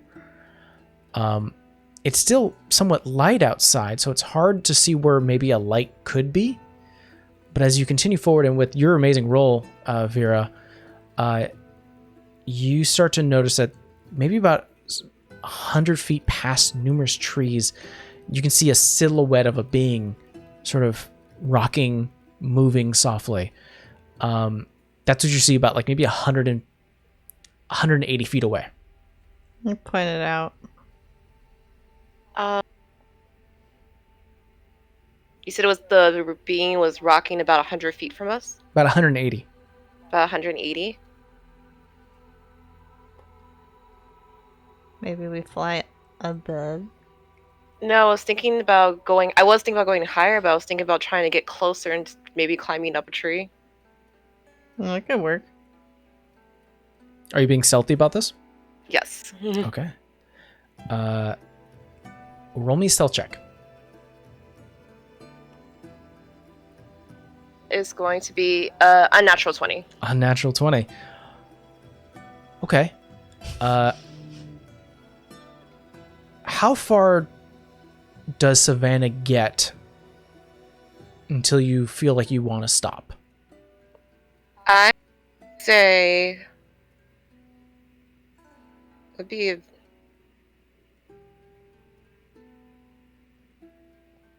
I want to get as close to 60 feet away from it, and then that should be good enough to climb up without being noticed.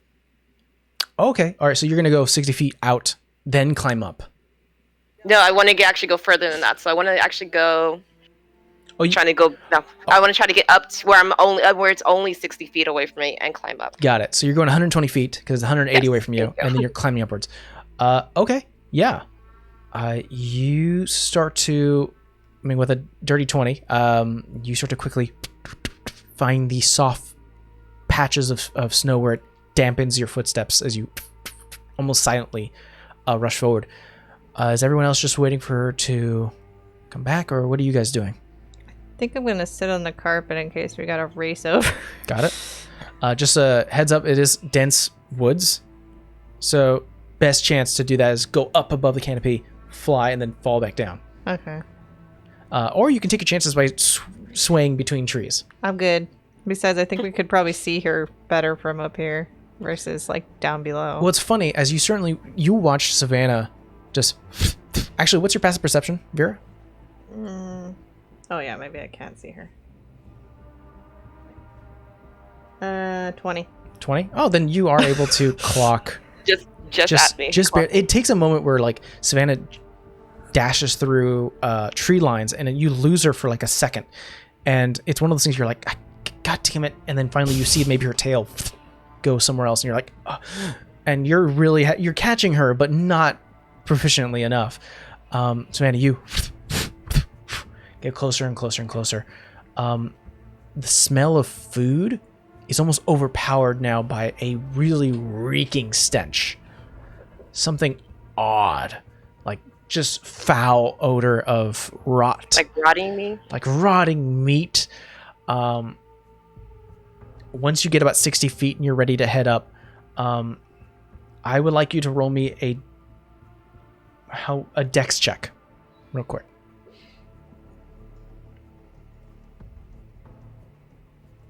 Lucky. Better. That's going to be 21. 21. You stop looking at which tree would be the perfect perch. And as you start to peer your head up, you see something like globule, like something like mucus. Just and you quickly step out of the way silently as it lands on the floor next to you. It has a reeking stench. Like, it's a point where you're like, the fact that you're so well trained is the reason why you're able to hold yourself steady. As you look up, sleeping on the trees, like one of the lower branches, on about 6 trees around here, are these. They're this. Here, actually, let me get a visual description for you guys. They are ugly. I know, it sounds like they're pods. They're like, they are beasts. They're about as big as a Labrador for us. Oh. They have these protruded out pig snouts upon their faces that have these elongated ears that point out, almost like a 10-eye, just outwards. Their bodies, though they are only as big as a Labrador, do show signs of a muscular frame, like just beefy muscular bodies, with a grayish, greenish skin coloration, as they are like smooth skin. Like, there's no fur on their bodies, but they are currently resting, whatever these creatures are. They have both hands like on a heavy branch, sleeping, as one just is drooling. Oh, that's not great. So we're gonna scrap the climb portion. Do I still see the shadowy figure that I was tracking to begin with? Yeah. So being 60 feet this close enough, you do see it is a large rotund back, with through the numerous tree lines that you can see, some feathers, some fur on the body, and it is currently laughing, and you hear as almost the whimper and set cries of a very weakened deer has been thrown to the side with a leg missing, and the creature is currently grabbing the hoof of the leg, putting it over the fire to cook it, and eating it as the creature is still alive. Oh, shit. It starts to say something in this very like rough, almost alien-like speech as different vocal sounds emerge from its beefy warthog-like body. Do you speak? I'm going to pull out its details. Abyssal. No, it is just speaking this weird sound. Huh. Great. Demon pig. Demon pig. I'm actually going to go back to the party because I need to tell them that the pig's not by itself. Okay, you. So I'm gonna quietly go back. Let me know the stealth check. Be nice, die. 19. 19. Yeah. By clocker, we're floating back to where we were. Well, you stayed where you were, yeah? I thought we floated above, no? Were you following? No, we were just floating to see where she was. Oh, I would say that you were able to catch her with your 20 past okay. perception. So she comes back. So I'm pretty sure that's our monster, and I describe the Labrador size, drooly, sleepy monsters in trees. Sounds like he has children. Ugly children. It's currently eating its dinner, so thoughts? How could she tell how big it was? Like how tall? I'm assuming it was bigger than me, right? Is it like Yeah. Rolly size or bigger? So it was sitting on a log as it was eating. So all you saw was like its butt and back up to its head. Gotcha. Its legs you couldn't really see how tall it could stand, but just from its like behind to its head, it was about maybe 10 feet. Oh shit.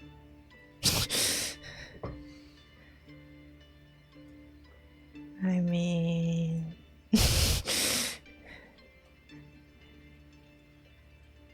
I don't think Felix could tell you what it is. I'm like, if I'm not mistaken, Felix does not work that way. It's not a trap. I don't know. I almost We don't kind of even want knock it Rolly out, to like jump really high and then punch it into the ground, but I feel like that might be bad. Well, I was saying, I'm trying to think, is there something we could do just to knock it out? Because if we go in there with guns blazing, the children in the trees are definitely going to wake up.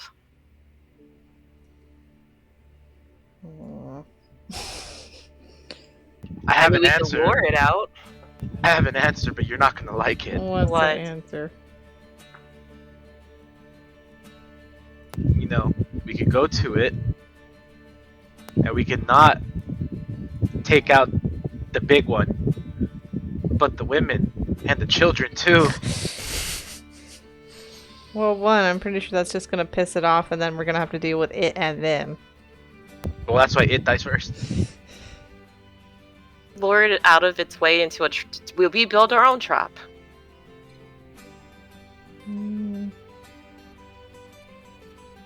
What if we just lure it away from there? Yeah, that's my point. We lure it out of there. Maybe they could think there's a deer or some type of dinner. Hate to use Lilo that way, but I mean, I could bamf her.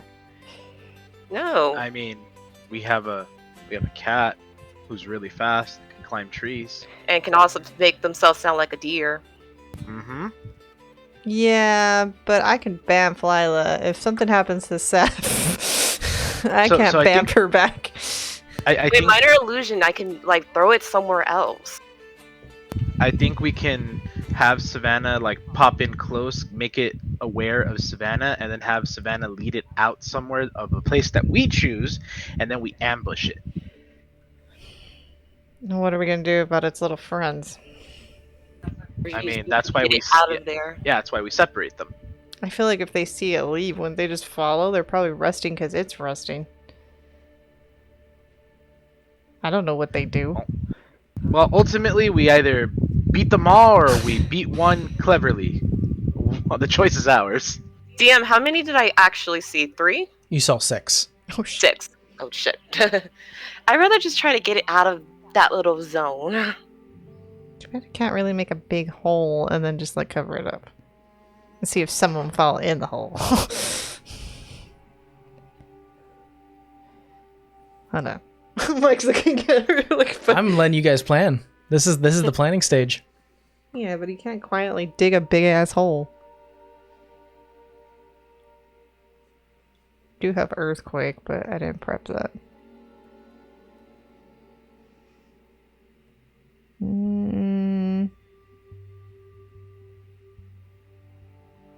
I could banish it.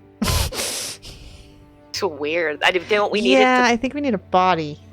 We need the body. You can At a banish minimum. babies. At a minimum, we need the head. Could banish babies. Banish the babies. I think I can only banish one though. Hold on. Yeah, one creature. And there's 6 of them, Including including Big Boy over there. Okay, can I see the contract real quick? Yeah, you can. It's an official Season's Bounty contract given out to mercenaries and sellswords who wish to slay monsters, return them to the Season's Bounty, and claim a reward. Can I get the actual print? Can you get the actual print? What does it say? Like, what does it actually say? Oh, What are the words in this contract? okay. So it is first of all, it has the illustration on top, followed by the name of the creature, the Naufashin.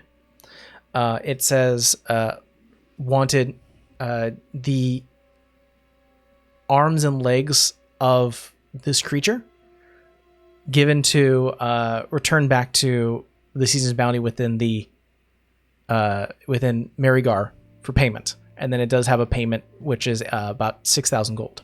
So we just need the legs. But that's for the Season's Bounty. This whole goal is to return the creature to convince other people. I mean, the contract doesn't say anything about its children. No, it does not.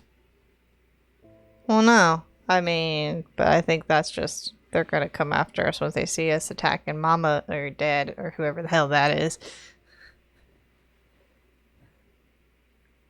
Well, I will be the voice of reason and say, I don't think that should make much of a difference. True. We will do what we must. Hold on, let's see how far is... Can I have that? Holy crap, I don't think I have hold person. I thought I did. Oh no, I do. It's like, what? But I think it has to be a person, right? For hold person? Yeah, Does well, have to be. It says humanoid. I don't Yes. really think this It's a thing's humanoid, isn't it? Humanoid. It's a humanoid shape. I was saying. Oh, okay. Does that count, DM? Or are you just gonna be smarmy? You don't know anything about this creature. Why am I going to tell you things that you don't know? It's a creature, so I can give it suggestion. Make it just say, follow the cat lady until we get it to a point where we want it. That could be a thing. I like this. It's let's hit it and then invoke the fury, so to speak.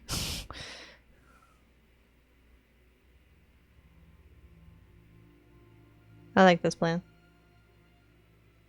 Okay. So do you guys sneak forward, or what's the plan? So I need to be at least 30 feet. Is it feasible to use the carpet to stealthily get back close to there? Because I need a quick escape if I have to get out of there. You can have it floating next to you, Mhm. but it definitely would be difficult to pilot this thing, trying to avoid all the small little spaces that it has to squeeze through. Alright, I'll just keep it near me then. Okay. And what is everyone else doing? Good question. I mean, so you're gonna go in there, you're gonna lure her out, right, Sav? So I'm going to go in there. I'm going to cast suggestion on it. And I'm going to just suggest to follow the cat lady. So I am going to show myself to it if it works. If it works, it will quietly follow me until And if we get it to a point where it's away from the babies. And If it doesn't work, you'll hear me trying to scream my way out of there. All right, so I guess in any case, I'm gonna prepare myself. You're gonna bring it to us. Yeah, that's what I'm trying to ask. Where am I bringing it to? Just back this way? I guess further away from those things, but who should? Yeah, and also like how long does suggest last? Up to 8 hours. Hmm. So technically, if it's calm, we could walk it back to town. Yeah, but that's not the contract though. If it's If well, which one of you should I throw the bond on? Me and Rolly, or you and me? Because you're gonna probably go further out. Can you rechange the bond at any point? Once it's done, it's done. Oh. I mean, if you throw the bond on me, you're gonna have to go with me, and if you're gonna walk with me, your ass is going on the carpet because I don't need clunk, clunk, clunk. Okay, I don't have disadvantage anymore out of You're still clunk, clunk, clunk. but I'm still loud. Yeah, that's why I kind of thought maybe me and Rolly, because you're gonna lead it out here, and we're gonna have to hit that thing. Yeah, okay, that's fine. Okay. So, I will ask this simple question. Savannah is planning to get within at least 30 feet of this creature. How are you guys, is Rolly and Vera staying 180 feet away? I think we probably have to move in at least halfway. So you're At least move in somewhat. So you're going to move 90 feet in. Agreed. I think we should be, what, 60 feet away from it, or 50? 50 or 60? Well, we knew 60. I went up to 60, so I went 120 feet in, and there was definitely in the realm of the baby creatures. So I think you guys need to stay as far out to not be in the range. So I think what's Maybe. happening here is, do we trust Savannah? She's way sneakier, you're freaking huge, and I'm freaking loud, so yes. Okay, so then I would suggest that we stay here or even further back and let Savannah do her thing, and if it doesn't work, then she needs to make a mad dash back here. Okay. So we have Rolly and Vera 180 feet within this clearing, looking out towards the thicket of forests that Savannah is trying to get 100 feet out. Oh, no, sorry, 90 feet out, so that you're 30 feet away from this creature. So Savannah, make me another stealth check. I'm doing my bond on Rolly, and I'm drinking this 24. potion. 24. Yeah. This time, Vera, you lose sight of her. Okay. Savannah completely disappears as you start to get closer. Savannah, you actually have to hold your breath once again as you pass by the layers of creature. So the creatures were about 60 feet away from, the sleeping creatures were 60 feet away from the warthog. You pass by them 50 feet away. 50 feet away. 40 feet away. Make me a dex save. Be nice, please be nice. You still have lucky. I know, right? 19. 19. You're about to take a soft, silent step. You look down. There is a wire. Oh shit. I knew I should have fucking used Felix before I went in here. You step over it. Do you continue on? You're 40. Before I do anything else, I summon Steven, Felix to check for any more traps. Hey, Steve, go check this trap. Go check the traps. The black tendrils go up trees across the snow, deep within the flurry itself, and with your eyes now encompassed with Felix's senses, you detect numerous traps surrounded by this creature and this campsite. Oh boy. And you are Getting out of your with that, you can easily skirt around it. The question is, if I have it follow me, it's got to follow it. So, I'll go the last 10 feet. Okay, you go the last 10 feet, and you're so close to this creature. You can feel actually heat emanating from it, as it currently is. And it's speaking in this guttural tone that it looks almost pleased with itself as it throws the leg. Skeletal. It rubs its stomach and looks at the now dead deer, pulls one of its legs and splits it apart and starts to cook it. It's back still to me, right? Yes. Perfect. I'm gonna go ahead and cast Suggestion. Okay. What type of save does it need to make? It's a Wisdom save, but it's with disadvantage. That means it's a straight roll for him. Okay. Ooh. Hello. 17.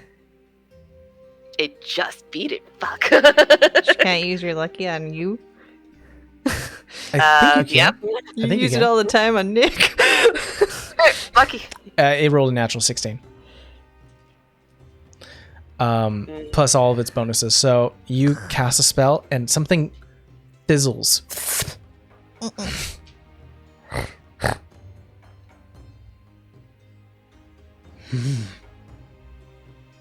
Then something strange happens as it tilts its head, blinks its eyes, and you start to see its face turn. You're behind it, so you could see it now. Its body starts to turn a little bit, turns behind, and hold on.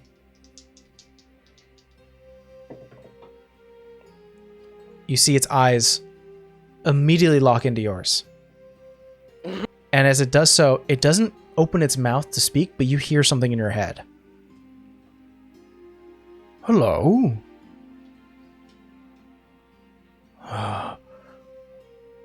What do you want me to do?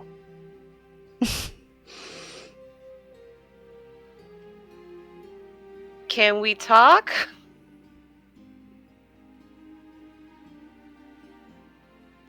Yes. I still did not think this through. I don't like the things up there, but I wanted to bring you out to talk to me and my friends. How did you get here safely? Don't worry about it.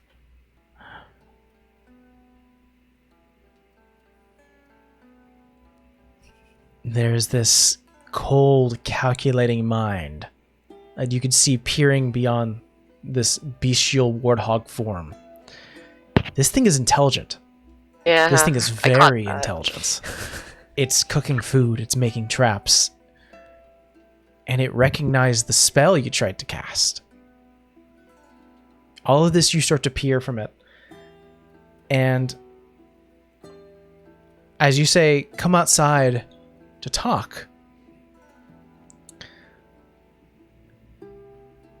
it slowly starts to get up, and you see it's a very sort of big creature, so it's hard to get for itself to start to move easily. It reaches down beyond your sight for its leg and goes, I can't. I'm trapped here.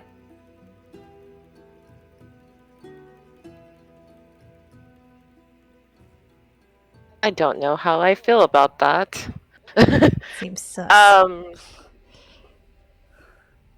And can I do an insight check on him? Do I believe this? Yeah, go ahead. Come on, insight. 18. You Do I feel like I trust that? you get like a very like a shiver that goes up your spine as just the sound of his voice is echoing within your brain, and this thing does not seem friendly. Okay. He says he has a cheese trapped because I just called out all the traps Felix would know. So in my head, I'm like, Felix, Yes, is he trapped? I don't sense any traps on this thing. Oh. Yeah, I think this is the time I need to get out of here. He has a locked eye on you right now.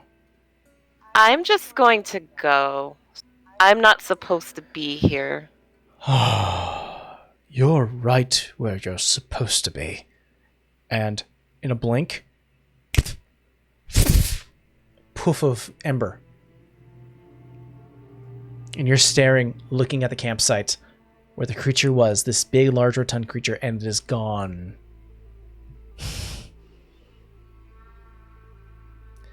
Well, time to run. Yeah. Also, The curiosity's getting the worst of Savannah. You got like brain says leave, curiosity says go to the campfire.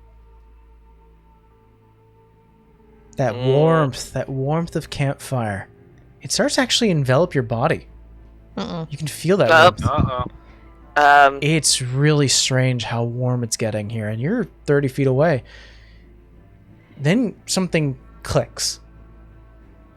It's not warming your front. You feel warm on your back. Nah.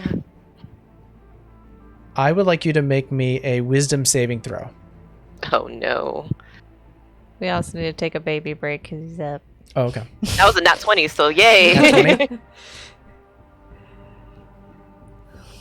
20? The curiosity, as you mentioned before, hits you. About the campfire, about the fire, and now about this warmth that's behind you. And as that curiosity hits you, you turn around and this thing is standing right behind you.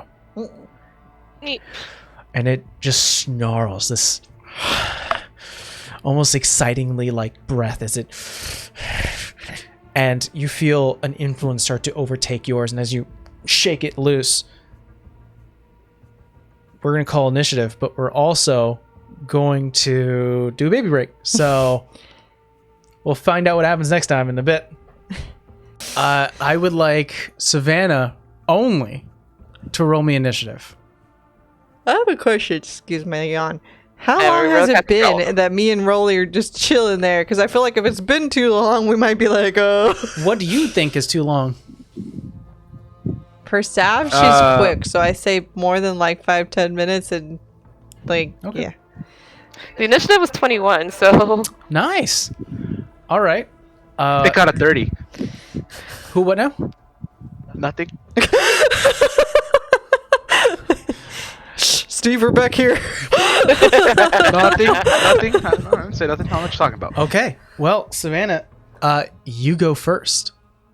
oh shit. That gives me enough time to maybe actually get past this shit thing.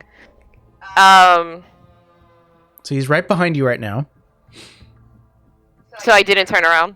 You did to see him roar and smile at you, like this grimace of almost excitingly happy that you're here. But you're able to shrug off whatever effects he was trying to put on you. We rolled initiative, and now what would you like to do? How do I want to escape? I would like to remind the party that Rolly possesses a set of sending stones, one of which he possesses, and another one I already know. I'm other well person aware of that. possesses. I'm well aware of that. Bonus action. Mage hand. Find stone and hit it with to distract it. Okay, so you're To using use bonus my action to action and movement to get the fuck away from it. So distraction allows you to gain advantage, or I think you get to use like sneak attack or something. Yeah. It's not going to like. So do I have to actually disengage with it? You would have Get to a use a bit away bonus from action it? or an action to disengage. Damn it. Bonus action, I'm gonna disengage because I need to get away from it, and I'm just gonna start using all my movement I'm gonna use my action and movement to get as far away from it as I can. Okay, what's your base movement? 30. 30. So you go 60 feet away. Do I want to add the tabaxi speed on top of that for right now? For now, we'll just say the 60. Okay. You quickly dip to the left and just start to run towards your friends. 60 feet away. No longer being silent. Yeah. As you do so, you hear, Oh. Yeah. but you don't see what happens as you continue going. I will say, since she's no longer being silent about it, and she's moved 60 feet, and you guys were 180 feet away, she's 120 feet away, and it's still daylight. You start to see Savannah booking it 120 feet from you guys. Uh-oh. That's not good. It's go time. It's going to have its turn, and then we're going to roll you guys into initiative, okay? It will use its action to, once again, disappear in a puff of ember and flame, and actually appears in between you, Savannah, and your friends. So you guys, Vera and Rolly, you see apparating out of thin air from magical flame about, let's see, now you guys are about 120 feet away, 60 feet away from each of you. So Savannah, Rolly, and Vera, each of you 60 feet in terms of distance, this creature appears. A large, monstrous warthog-like creature. He turns his head towards you all, smiles, and just keeps his eye trained on you, Savannah. I don't like that. Meep. Now, I would like Rolly and Vera to roll me initiative. 18. 18. The one time it's good. 17. 17. So we're going to go back to the top of the order. Savannah, you're up. What is my best course of action in this? So obviously can't run 60 feet away, so I can't really attack it. Let's confuse it. I'm gonna cast Lucky Oasis. Okay. You start to shift in form until you are split into numerous illusionary duplicates of yourself as the lucky form, or the Lucky Oasis starts to take place. What's in my environment around me? Like, I'm assuming babies are probably now awake in trees behind me. Are there any in like the near vicinity of me? You ran 60 feet. They're about 30 feet behind you for where they were sleeping. You could turn around. You could definitely see them starting to wake. Okay.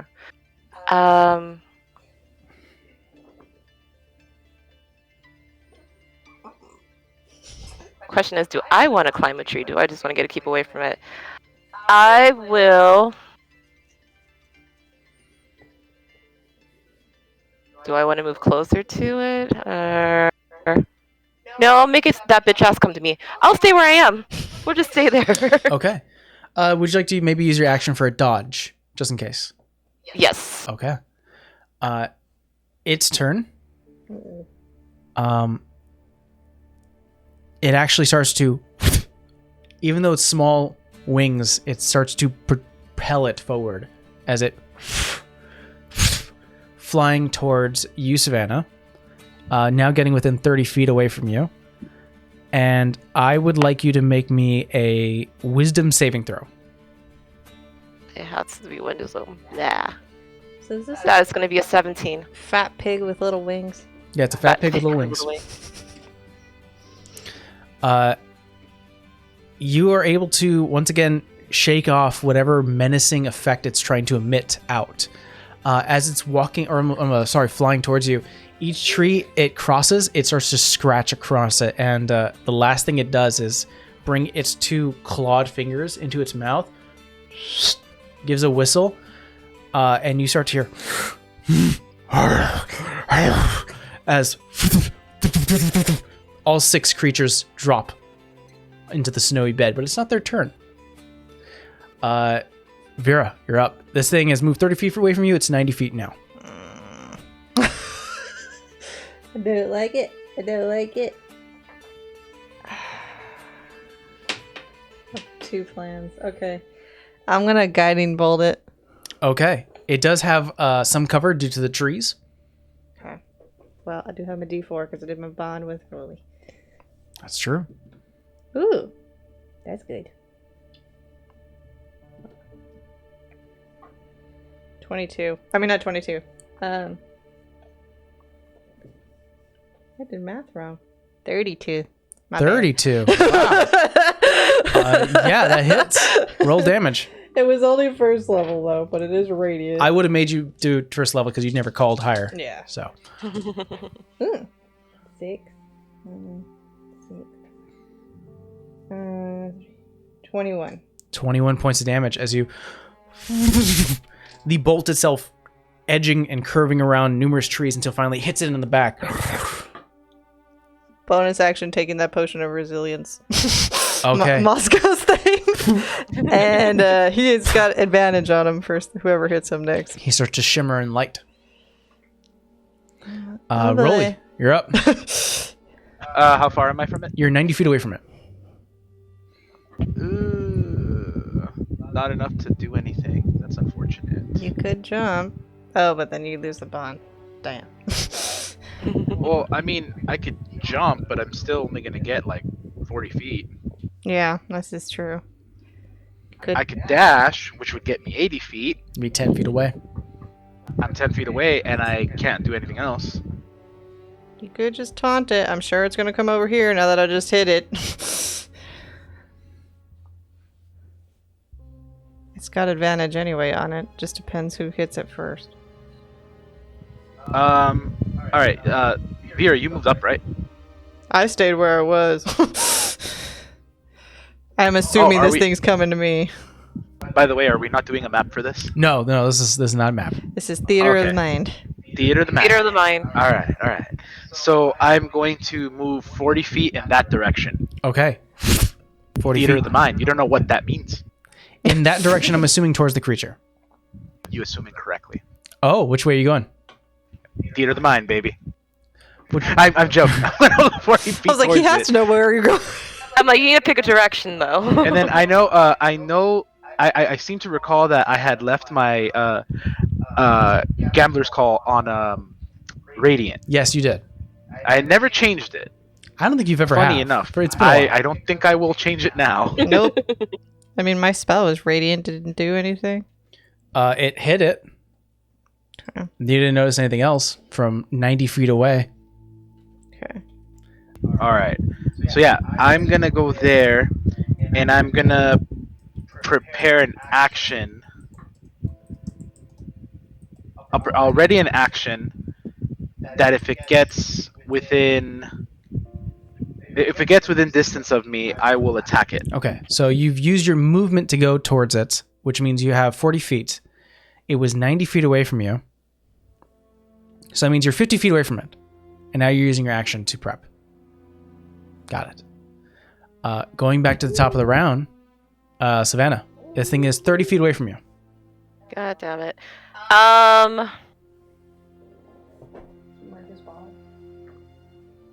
So lucky always I know is the concentration spell. If I activated those goggles, that wouldn't drop the concentration, would it? No, but the goggles were a one-time use. Oh, so they're not even useful anymore. No. Ah, I thought I could use them. Never mind. Take that off. And we can assume maybe during the downtime you gave back the goggles to Cistern. Sounds good. Trying to think. Yeah. So I can hear you. I'm just going to put him down real quick.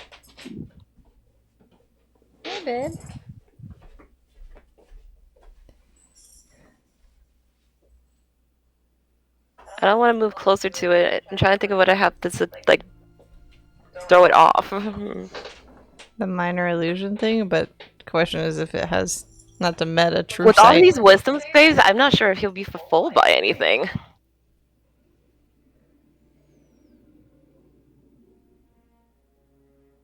Why do I feel like you got something recently and I can't remember what it was? Vera, in my mind, anything that's gonna be helpful right now would be useful. Meta pigeon flying that away.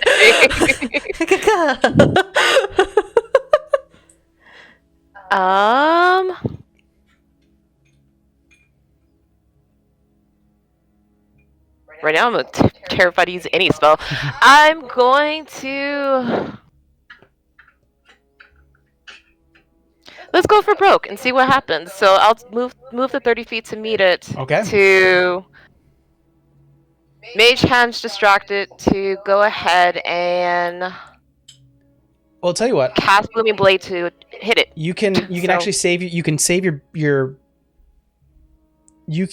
bonus action if you want to use it for something else because he is glowing right now due to guiding bolt. Mhm. So you would have gotten advantage, meaning you already had sneak attack if you want to apply it. So why don't you go ahead and attack with advantage with your booming blade, and then we will see if you want to do something else with your bonus action.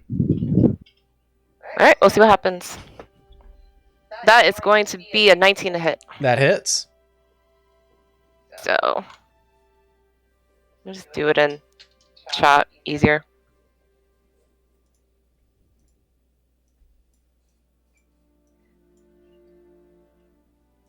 Dice roll.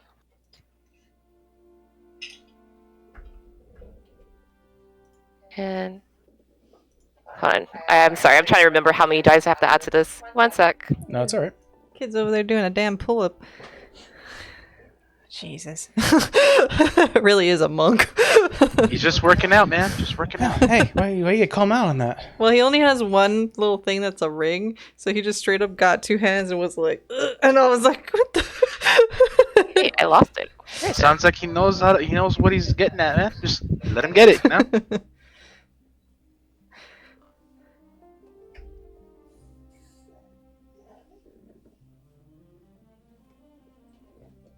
That's what it is.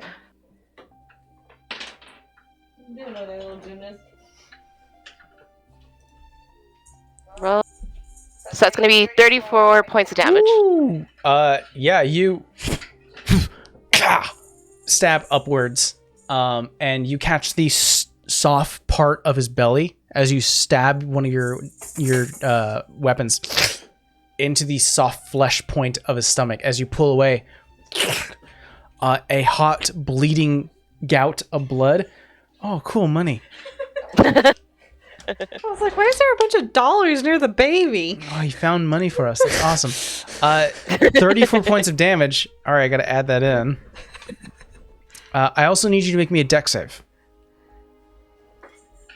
That can't be good. 22. 22. You successfully dance around a little bit of the splatter of blood. As it hits the ground, it starts to sizzle and boil. Well, that's good to know. I want to stay away from that. Its turn. Yeah. Libby. It's standing right next to you, Savannah, and even though it got hit in the back, you also did do damage to it as well. So I believe for Lucky Oasis, it has to roll to see if it hits you first. Mm-hmm. So let's roll to see if it hits. All right, does a 28 hit? It hits. Now we got to roll to see if it hits your duplicate. Yep. A 10. Looking at it right now. Wait. Why I'm reading this weird. Roll and determine if you talk. Oh, I have to roll if it hits. If you hit one of the got duplicates. it. Go ahead and roll for me then. Right. So I'm looking at it. I'm like, why does that not make any sense? So I have to just roll an 8 or higher. Okay. Which that's a 16. 16. Breaks through one of your illusions. Mm-hmm. Second attack. 19 to hit. That hits. All right, roll me again. See if it hits you or So the this illusion. one it has to be 11 or higher. Come on, dice. It's 11. It hits the other illusion. I think that's all your illusions. That's all my illusions. And the last attack, it's going to bite.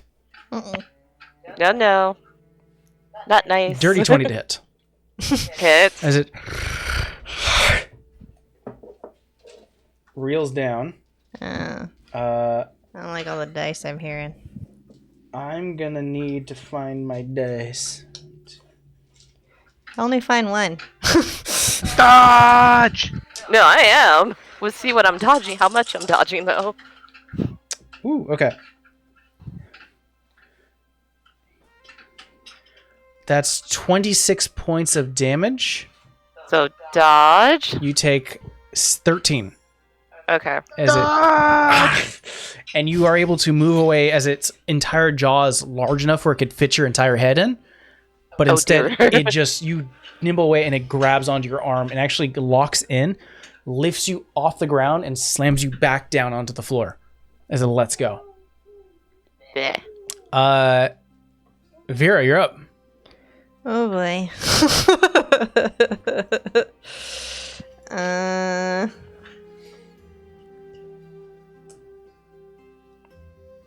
How far is this thing? It is 90 feet away from you. Rolly is 50 feet away from you. Okay. I'm gonna move up my movement, which is what, 30 feet? Okay. 35 feet next to Rolly, so we can still get the bond. Oh, sure. And this thing is how far now? It is 55 feet away from you. God damn it. What about its minions? They haven't gone yet. They are currently... Still in the tree? They're still in the tree, so they would be considered about... You're moved up about 35 minus that. They're about 80 feet away. Yeah, that's not gonna work. I really want to cast banishment on it, but I know we need We need at least we need a dead body. I really want it. Do you really want to? Yeah. How bad do you want to? I don't know. She just seen her friend get bitten, so she's kind of on the fence. Will you with take that. a level exhaustion to cast it for as... Against this thing? No. Okay. Hold on. I would have got... We could have made a deal. You said it's 55 feet away from It's me? 55 feet away from you. Alright. And Sab's still within range of it, though. It's 5... She's 5 feet with it. That's not gonna work. The last you saw was Savannah's body flailing up. And then... I could just imagine the horrible cat screech that was with that. Mm-hmm. You know what? I have an idea, though. Can I make... Is it possible to make Rolly's fists a holy weapon? If he attacks sorry? with his fists, but I believe he attacks with a weapon. Okay. That might be a waste of a spell. What? Either one. I didn't have that on my bingo list today. Yeah, that's a new one. Holy Fist of Furies. Hmm. Hey, you never know. Huh. God, I don't like this. Because anything I can do, I'd hit Savannah. That's the thing. And I don't like this. Can I hold a spell? Can you hold a spell? You can hold an action. That costs a spell slot, and if it doesn't go off, it doesn't go off. Fine. I'll hold an action. Okay, what are you holding? I want to say I'm to the side of Rolly so he wouldn't get in it, but I would be holding Dawn. Dawn. Okay, and what is the triggering effect? If it comes within 30 feet of me. Okay, you're holding that spell. That means you've casted it, and you'll use a reaction to cast it if it hits those parameters. Yeah. Rolly, you're up. All right. Continuing onward. Okay, you have 40 feet of movement. Indeed. You are 10 feet away from it. What can I do at 10 feet? Ugh. Rage? I mean, yes, I could theoretically, but like, I'm trying to hit it, or trying to touch it in some way. Yo. Don't you judge me. Burn yourself. Actually, what is the? Wait, how far is the pig monster from Vera and Rolly? So Rolly just moved his 40 feet, so he's about 10 feet away from the creature. Okay. Vera moved 35 feet, and so she didn't use an action, or no, she hasn't moved as much as Rolly did, so she's about 55 feet away. Alright, I still might do what I was thinking later, so go on, Rolly. I'm trying to find this in the book. What the range of a great axe is? Oh, that's a good question. I believe it is 5 feet. Rats. Okay. I guess I will. How do you end up like that? What are you doing? How'd that get over there? Alright, as a free action, I guess I'll taunt it. And then I will. What do you call it? Is preparing an action count as like a bonus action or the action itself? Does a what? Like if I want to hold an action, that's an action. Yeah, right? that is your action. Perfect. Okay, so this is what I'll do. bonus action rage, free action I'm gonna talk shit to it, and then bonus action I'm going to rage. Okay. And you're holding an action to... The same as last. If it gets within 5 feet of me, I'm gonna hit it. All right, sounds good. Going back to the top of the order, Savannah, you're up.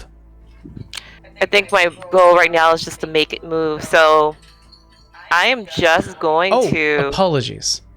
At the end of the round, the creatures that have fallen down from the trees have landed, started to run towards their master. However, you notice due to their muscular form, they're not fast. Are they just sort of lumbering, bulking masses? So they're not as quick as you guys are, ironically enough, as they currently dash, and they are only moving about 40 feet. So they're about 20 feet from you, Savannah. Okay. Damn piglets. But back to you, Savannah. I'm gonna attack it again. Okay. Using Booming Blade. You can use your bonus action to, because the... No, the bonus action, I'm going after I attack it. I'm disengaging. Oh, So okay. Go ahead and attack. that is going to be 19 to hit. 19 hits. Booming blade in effect. So no sneak attack, right? Unfortunately, since you didn't use your bonus action to just That is totally fine. yeah. Why do I keep losing the chat? There it goes. That plus.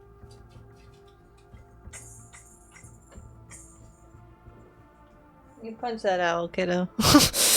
Pretend that's the warthog. So add 8 to that. That would be. What's 8 plus 17? I can't do math. Oh, 25. 25 points of damage. You cut it across the stomach once again. This thing is starting to look hurt. And because I disengaged with it, I am going to run towards Rolly and Vera to get it as close to Vera as possible. So. Okay. You have a 30-foot speed, so you are now 35 feet away from this creature. You are... And I'll end my turn there. Perfect. Its turn. I mean, it's within 10 feet of Rolly. Hello, little fella. It's going to not move just yet, but it is going to make you make a wisdom save. He's not within 30 feet of me anymore, huh? Who, Rolly? He actually is. He's within 20 feet of you. Okay, then you get a d4. Also, random question: how long has it been since we did the whole thing with the town? What town? Since we did the speech, how long has it been? Oh, it's only been like A few hours? maybe like 3 hours. Okay, cool. All right, so I need to roll a wisdom save and add a d4. Yes, you may. Wait, I just thought about it. Did he move? He didn't move at all, did he? No, he hasn't moved yet. Yeah. Alright. Warthog's being cheeky, kiddo. I know.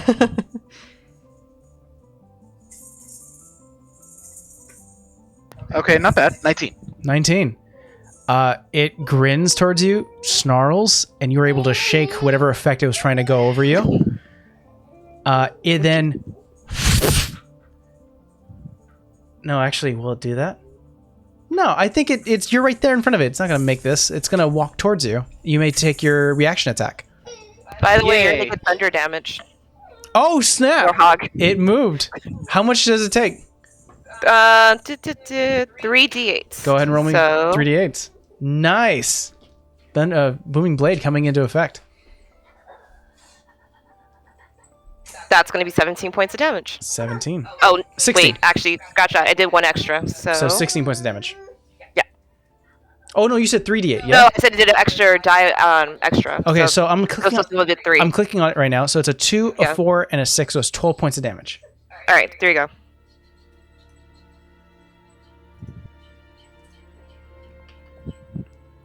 And the extra attack doesn't count towards this held action, right? So you are holding an attack, which is only one swing. So you're going to make one attack right now as a reaction. All right, I rolled a 23. That hits. Roll me damage.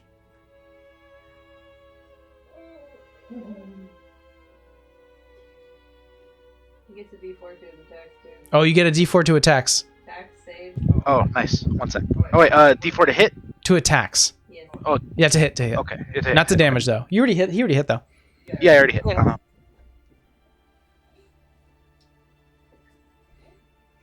Uh-huh. 70 points of damage. 2 of it is radiant, if that matters. Okay. You cross against its chest this time. You're a bit taller. You're able to reach a bit higher. You die first. You hear in your head. It's going to make, because it's still its turn, yells your reaction as it walks towards you. 28 to hit. That'll hit. And 29 to hit. That will hit. So, first one is his claw as he brings that down. I reaction the bite. You take... You take 14 points of slashing damage, reduced to half, you take 7. Now the bite... Reactioning. I heard you.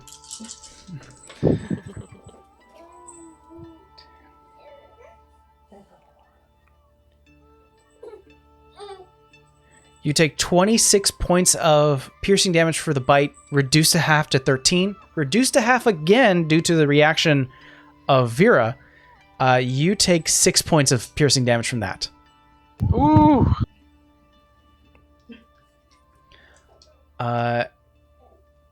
Vera, you're up. Alright. Okay. How far are you He from it? didn't get in range, huh? He didn't come in range. He walked like 10 feet, so he would be within That's what my question is. if 45 Dawn or feet of you, Vera. not. Alright, well then that's a wasted spell.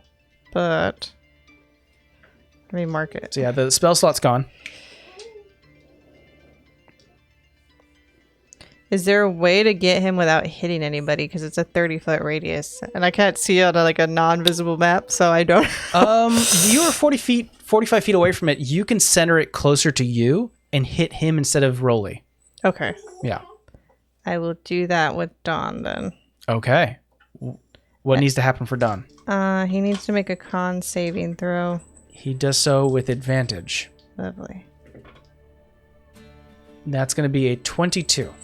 It saves, but he gets half of this. I was just reading. Go for it. It stays up, it looks like. 4d10.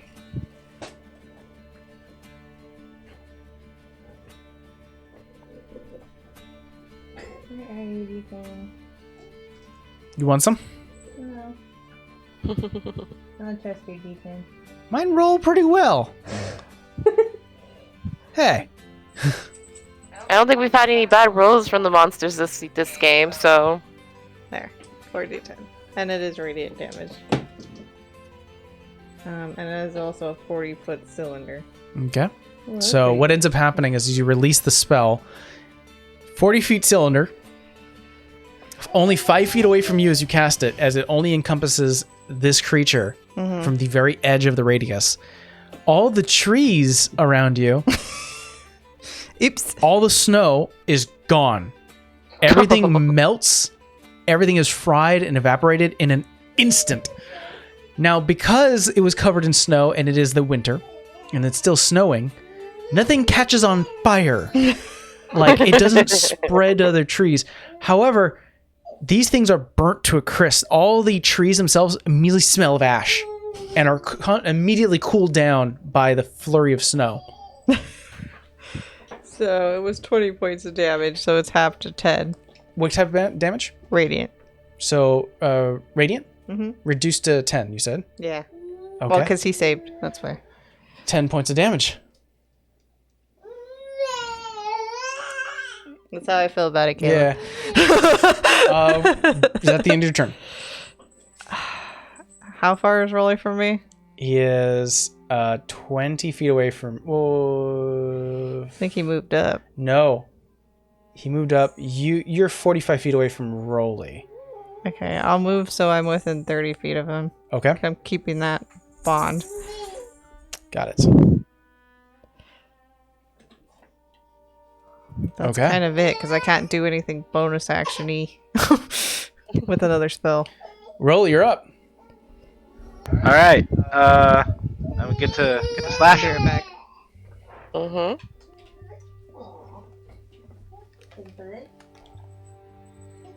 You have a diaper?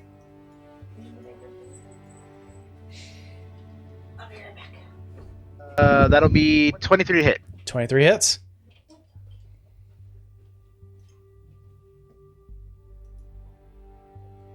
Ooh, that's gonna be good. 23 points of damage. Woo! Jeez. 23 points. And is it possible that I can focus some of the damage on his legs? I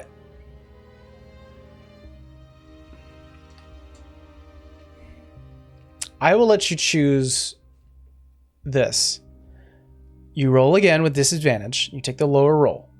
Or I will allow you to do half damage and direct it towards his legs.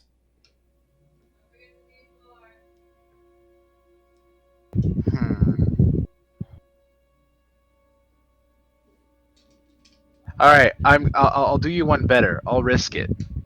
I will take the disadvantage. And let's see. Can I do this right? Okay, yeah. Okay. So I'll try it now, just normal, but I want to try something next. So whatever you just rolled, you keep that roll. And now you're going to roll again, and you're going to take the lower of those two rolls.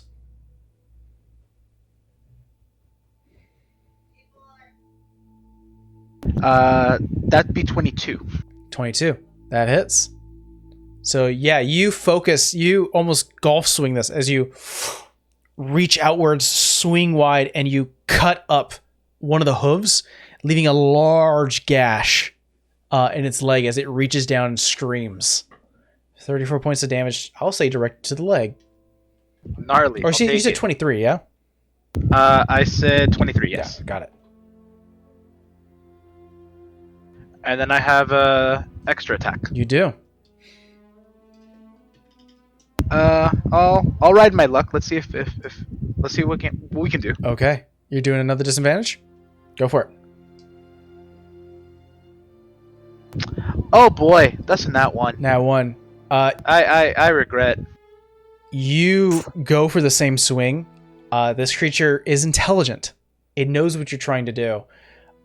It raises its hoof, and as you swing wide, you end up spinning in a circle, losing a bit of a dazed space as you almost have to recorrect yourself, as you weren't expecting this large creature to move quickly. All right, and then for the thunderous blows, I'm just gonna kick it, even though it's not gonna do anything. Yeah. just to be like, fuck you. At the end of the round, the beasts move another 40 feet to get close, and they are right on top of everyone. There is 2 on Savannah, there are 2 on Vera, and there are 2 on Rolly. You hear this susness? Savannah, you're up. So much for the idea I was thinking. And these things, I'll say this, you notice that these creatures, these pig-like creatures, they're like dogs. They're not like trained dogs. They're almost like, and then they see something, and then they retrain back to you. Like they're stupid. They're stupid? Okay, well, we'll go with the idea I just had. To distract said dogs, I'm going to use Minor Illusion to create would be something to rend them off. A bear sound coming from the tree line. Ooh. Roll me a d20 plus your intelligence modifier. So 17 plus 4, that is going to be 21. The 2 that are on you, Savannah? Yeah. Hey. And just like brainlessly is looking towards the direction and no longer is not paying attention to you. I was hoping they were going to run off. It's not their turn.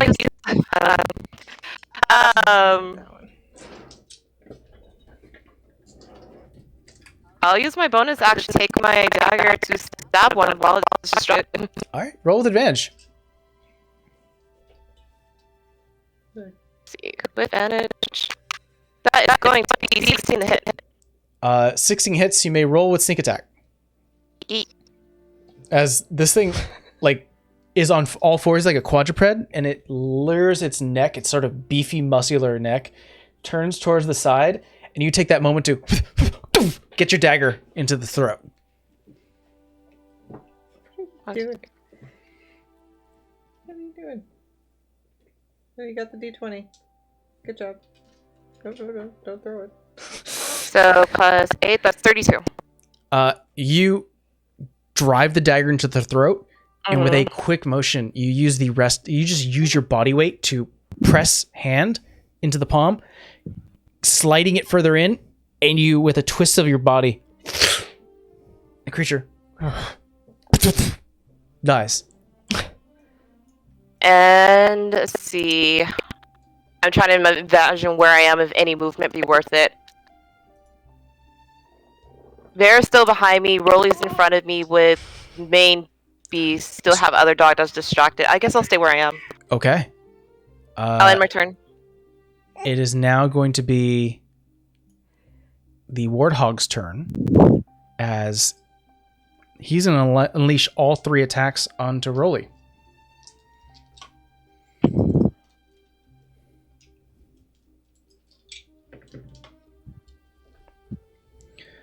29, 26, and 24.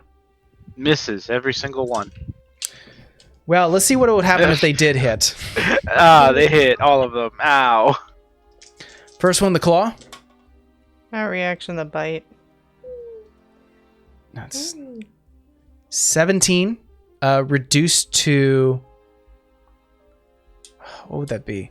8. You take 8 points of damage. Second claw. Ooh, not a good roll. I like that. You take 11, reduced to 5. 5 points of damage. And then the bite.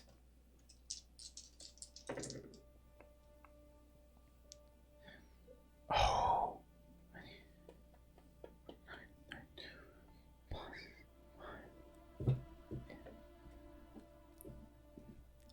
38 points of damage. Don't like that. Reduced to half, which is 19. Reduced again due to Vera using a reaction. You take 9 points of damage from that. The creature looks up to you, Vera, seeing that you are reducing a lot of its attacks. It'll then use one of its additional abilities here to disappear into a puff of ash and ember, and it is standing right next to you, Vera. Don't like that. So that means... Tell Steve, remember reactions. So that means it is 25 feet away from Rolly now. Sorry. Yeah, 25 feet away from Rolly. It is 20 feet... Oh no, it's only about 10 feet away from Savannah. And it is right next to you, Vera. I don't like that. Say bad, daddy, bad. It's your turn, Vera. Oh, goody. You want to hold him for a sec so I can see my thing? The way he's like looking at you is like, Mommy! I know. It's like... You can continue looking at Mom. Thanks. It's how many feet away from me? 10? It's right next to you. Oh, okay. It's 10 feet away from Savannah. Oh. Oh, it's right next to me. It warped right next to you. Yeah. Okay. Sorry, I gotta figure out what level this is to upcast it. Ow. I really don't want to touch it. But I will touch it. Touch. Okay. I gotta figure out math, though. Level's this? Okay. I will try, keyword try, inflict wounds, but at a 6th level. Oh, damn. So I will be adding 5 dice to this. Okay, for first roll to hit. Yeah, I still got D4 because I'm not that far from it. That's true. Okay. 3 plus Jesus Christ. 24. 24 hits. Alright. I need 8d10. 1 moment. I have 5 if you need it. I don't need it, but I don't want to waste time getting it out, so. Okay.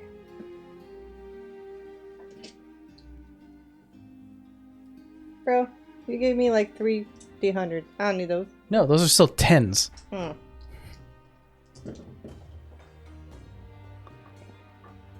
What's happening with this cat so fast? Okay. 15. 19. 29. So that's 4.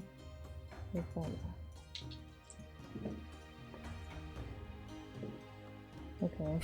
39. 44. 53. Necrotic. How do you want to do this? Hold on, let me give you a dice back. It was your dice. Anyway. Told you they were wrong. Hey, I had one more. Well, because he's right next to me, and I just turn around, and I'm just like, this is really Listen to me. disgusting. I'm very curious. Is this a panic spell?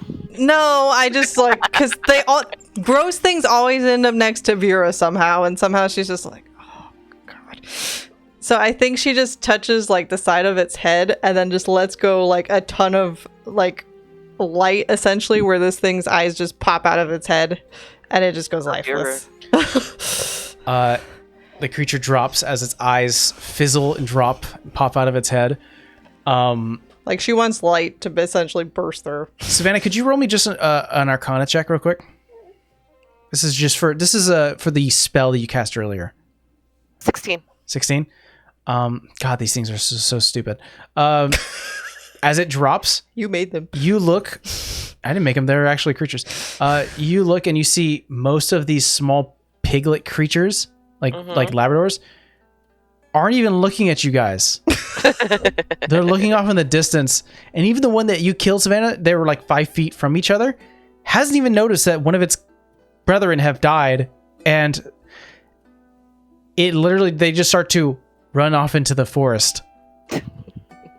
Guess didn't like the bear. Okay. More like they thought the bear was more danger, so they're like, protect master from that thing, and didn't realize that you guys already killed it. I'm also cutting off this thing's head. Okay. Had its Liberated- limbs. Liberated the head. Oh yeah, we gotta cut off the head and the limbs. I forgot. Hey, money's money. I don't care if it's my dad's money. It's still money. Okay. You guys successfully grab your prize, the head of the creature, as well as the limbs and the limbs of this creature as well. And Here, Rolly. Chance. We gotta get on the carpet like quick, like. All right. I'll carry all the stuff, I guess. we Just throw it on the we will see if you guys were quick enough, Yeah. as we will come back and continue our story as we are done with downtime. We're moving forward, guys. No more did it. flashbacks. Look how patient he is. All right. cute. Well, thank you so much for joining us, everyone. We will check you guys next time. Bye. Bye.